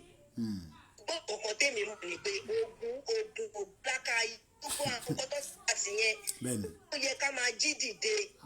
iṣẹ́ ń lọ lórí iṣẹ́ ò ní dúró lórí yẹn gbogbo ibi tí òòṣà wà nílẹ̀ Yorùbá pátápátá gbogbo ibi tí òòṣà wà pátápátá la máa plead pẹ̀lú bẹ́ẹ̀ni ara bẹ́ẹ̀ni àrá ni kó máa sọ pa wọn kíákíá àrá ni kó máa sọ pa wọn gbogbo àwọn nǹkan tó ti dànù yẹn káwọn jí dìde gbogbo wọn ló ṣe work wọ́n máa ń sọ̀rọ̀ kan pé àwa la pé bàbá bíi tàtijọ́ ẹ jẹ́ ká pé gbogbo àwọn kinní ló máa ràn wá lọ́wọ́ Jésù gbogbo chọ́ọ̀chì tán dá sílẹ̀ láti bí ogún ọdún ọgbọ̀n ọdún kí láǹfààní kí la rí jẹ́ńbẹ́ àárín kankan mú bọ̀ gbogbo àwọn nǹkan tó ti pa tìyẹn àrá ni kó sọ pa wọn gbogbo táwọn bàbá yẹn ń bọ nígbà yẹn nígbà tí tèmi bí ẹ kírun ó dẹ̀ gbọ́ Ògún bàbá mi ń bọ̀ gbogbo ó máa ń fún wa ní ẹbu ó máa ń fún wa ní ẹbu àwọn àgbẹ̀ ní ọjọ́ tòní ó máa ń fún wa ní ẹbu ó ń fọ ọ̀pọ̀pọ̀ sínú ẹ̀kọ́ á ní mú. Aṣaralóge ni. ṣùgbọ́n ó ṣe é fún mi nígbà tí aṣaralóge ni. àwọn àbúrò mi náà á ní tí wọ́n bá ti gbélé lọ pẹ̀gbọ́n ẹ̀ wá bí bàbá mi ṣe fún wa ń gbà ẹ̀ nǹkan tó jẹ́ mi o ṣùgbọ́n àwa náà rè lọ́jọ́ èyí yẹ kí èmi rò pé lórílẹ̀‐èdè Nàìjíríà yẹn ó yẹ kí ibi àwọn ibì kọ̀ọ̀kan wà tó yẹ kó bọ́ǹbù wọn dànù àwọn ibì kọ̀ọ̀kan wà ní Nàìjíríà tó yẹ kó ju bọ́ǹbù. ẹ̀yẹ màmá mi ẹ̀ ń lọ jìnnà ní ẹ̀yẹ ṣe sùúrù ẹ̀ ń lọ jìnnà ní àníṣe ẹ̀yẹ ṣe sùúrù ẹ̀yẹ máa wòran nǹkan kan ló máa fa sùúrùtù kan àwa ń dúró kí nǹkan kan fa sùúrùtù ní tọ́ba náà awareness yẹn kò dá mọ́ pé awareness tá à ń ṣe yẹn a ní láti máa ṣe awareness then a kúrò lórí awareness a dẹ̀ bẹ̀rẹ̀ sí fa sùúrùtù àwọn ò bẹ̀rù ẹni tó bá ń bẹ̀rù ló máa dúró sí ìlú òyìnbó ló máa náà ń bẹ̀rù lamẹ́ríkà àwọn ò bẹ̀rù forget it ẹ ṣé gan ni màmá wa. ọ̀rẹ́ ló ká wọn mọ́ èpè ló kù fún wọn o èpè ní ọ̀rẹ́ ló ká wọn mọ́ wọn ọ̀gbà sùúrù mọ́ èpè àwọn ètò ọ̀dàlù kí generation bẹ̀yẹn má ti exist mọ́ wọ́n pọ̀ ní Nàìjíríà yẹn gbogbo tó yẹ kán ti bọ́ǹbù kán má ti exist ìran wọn kan kò yẹ kán exist torí ọ̀ká bímọ lè gbòòrò ni wọ́n. wọ́n lè gbé wọn láti gbọ́ ọ̀gbọ́n ẹ̀fẹ́ gbé wálé Ọlọ́run ti dé sí ayé sínú ẹ̀ tí ìyàwó náà ẹ̀ tí ìyàwó ẹ̀sìn ló ń gbìmọ̀ ọ̀rọ̀ tẹ̀ lábẹ́lẹ̀ gbogbo àwọn tó bá lè ti gba Yorùbá àrá ni kó máa sọ pa wọ́n lẹ́sẹ̀kẹsẹ̀ àrá ni kó máa sọ pa wọ́n o. ẹ ṣé gan ni. bí màmá mi tó dá láti ìlú London màmá wa Grace wọ́n rí pé cost wọlé tó ti pọ̀ with trans bàbá rò pọ̀ mo yẹ kó yẹ kí n wà ní meeting kan pẹ̀lú wọn but I had to come out because a lè jẹ́ kí wọ́n máa fi pé à ń bẹ̀rù wọn àwọn ò lè bẹ̀rù yẹn kankan Ọlọ́run tó dá wa nìkan la bẹ̀rù ẹgbọ́n sókè màmá mi. ẹ káalẹ́ o Ọlọ́run á máa tì yín lẹ́yìn gbogbo orígun mẹ́rẹ̀ẹ̀rin àgbáyé níbi tójú tí mọ́ wá á tì yín lẹ́yìn ní ẹ̀ ní ṣìṣe sẹ́ẹ̀ ilẹ̀ lérí àdébẹ̀ ẹni tó bá ní ká má bẹ̀ ká máa fi ẹ̀jẹ̀ àfirúbọ̀ jáde torí pé kí ni wọ́n ti sọ wípé ibi ti sọ wípé afẹ́tẹ̀ òun ti gbà fún wọn ni ọ̀rọ̀ Ọlọ́run nìyẹn láti jọ́ tí Fúlàní ti ń pa kúkúrú tó ń pa kúkùn kí ni ìjọba wọn rí ṣe sí i wọ́n bá fẹ́ máa dúnkòkò mọ́ ṣìfò ní èkó wàláì mẹ́tàlá ń kò tó bẹ́ẹ̀.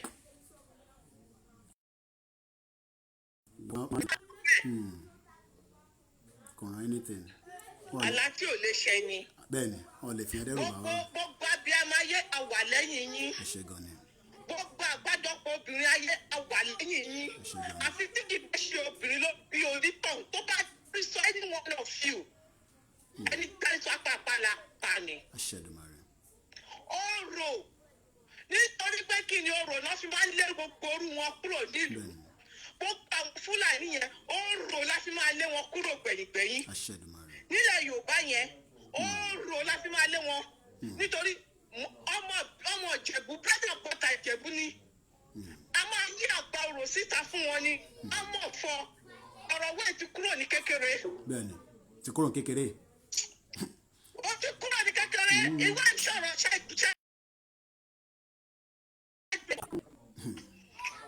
anyway náà. ẹ ṣé gan ni màmá mi. àdúrà la máa gbà àti máa tẹ gbogbo ọ̀nà tá a bá mọ̀ tá a máa tẹ. pátápátá. a máa débẹ̀. ẹ ṣé gan ni ma. Thank you very much. ẹ ṣé gan ni. All right.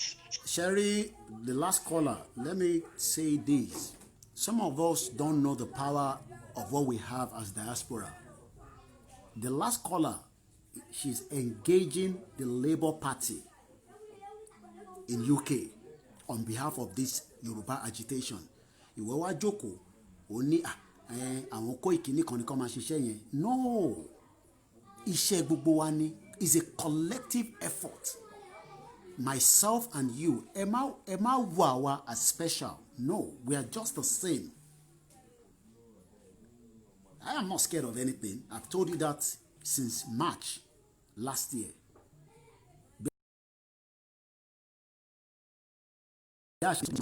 Ọlọ́run nìkan ló ní ẹ̀mí òun. Ẹ̀mí wa ò sí lọ́wọ́ anybody. Ẹ̀mí wa kò sí lọ́wọ́ anybody. Ọwọ́ Ọlọ́run nìkan ló wà. We'll not be able to take all the calls today, but you will have opportunity to engage at some point again.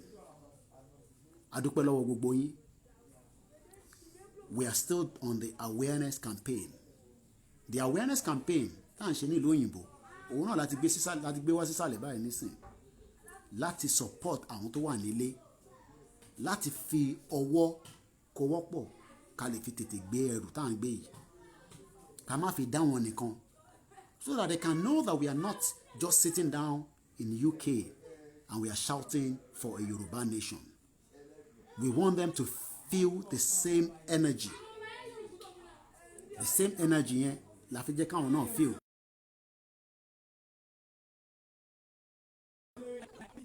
It's been a very busy. Mo wà lórí ètò, mo mọ̀ pé ká wà nínú ìpàdé kan nísìn, but mo wà lórí broadcast nísìn. Because send the link and see me my join nísìn. Yeah. Mo ti wrap up. Okay, mo ti wind down. Nísìn. Yeah. All right. So as you can see, a lot of work for us to do. Support us. Oh yes, I've always said so. Media has the big task and the mission now. We need all your support. But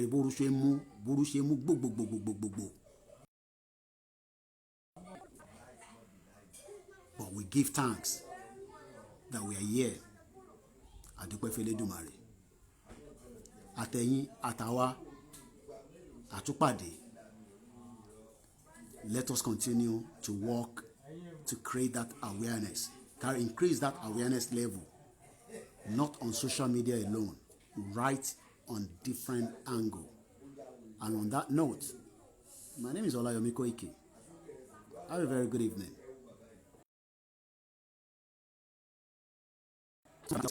But I will respond back to some of your messages.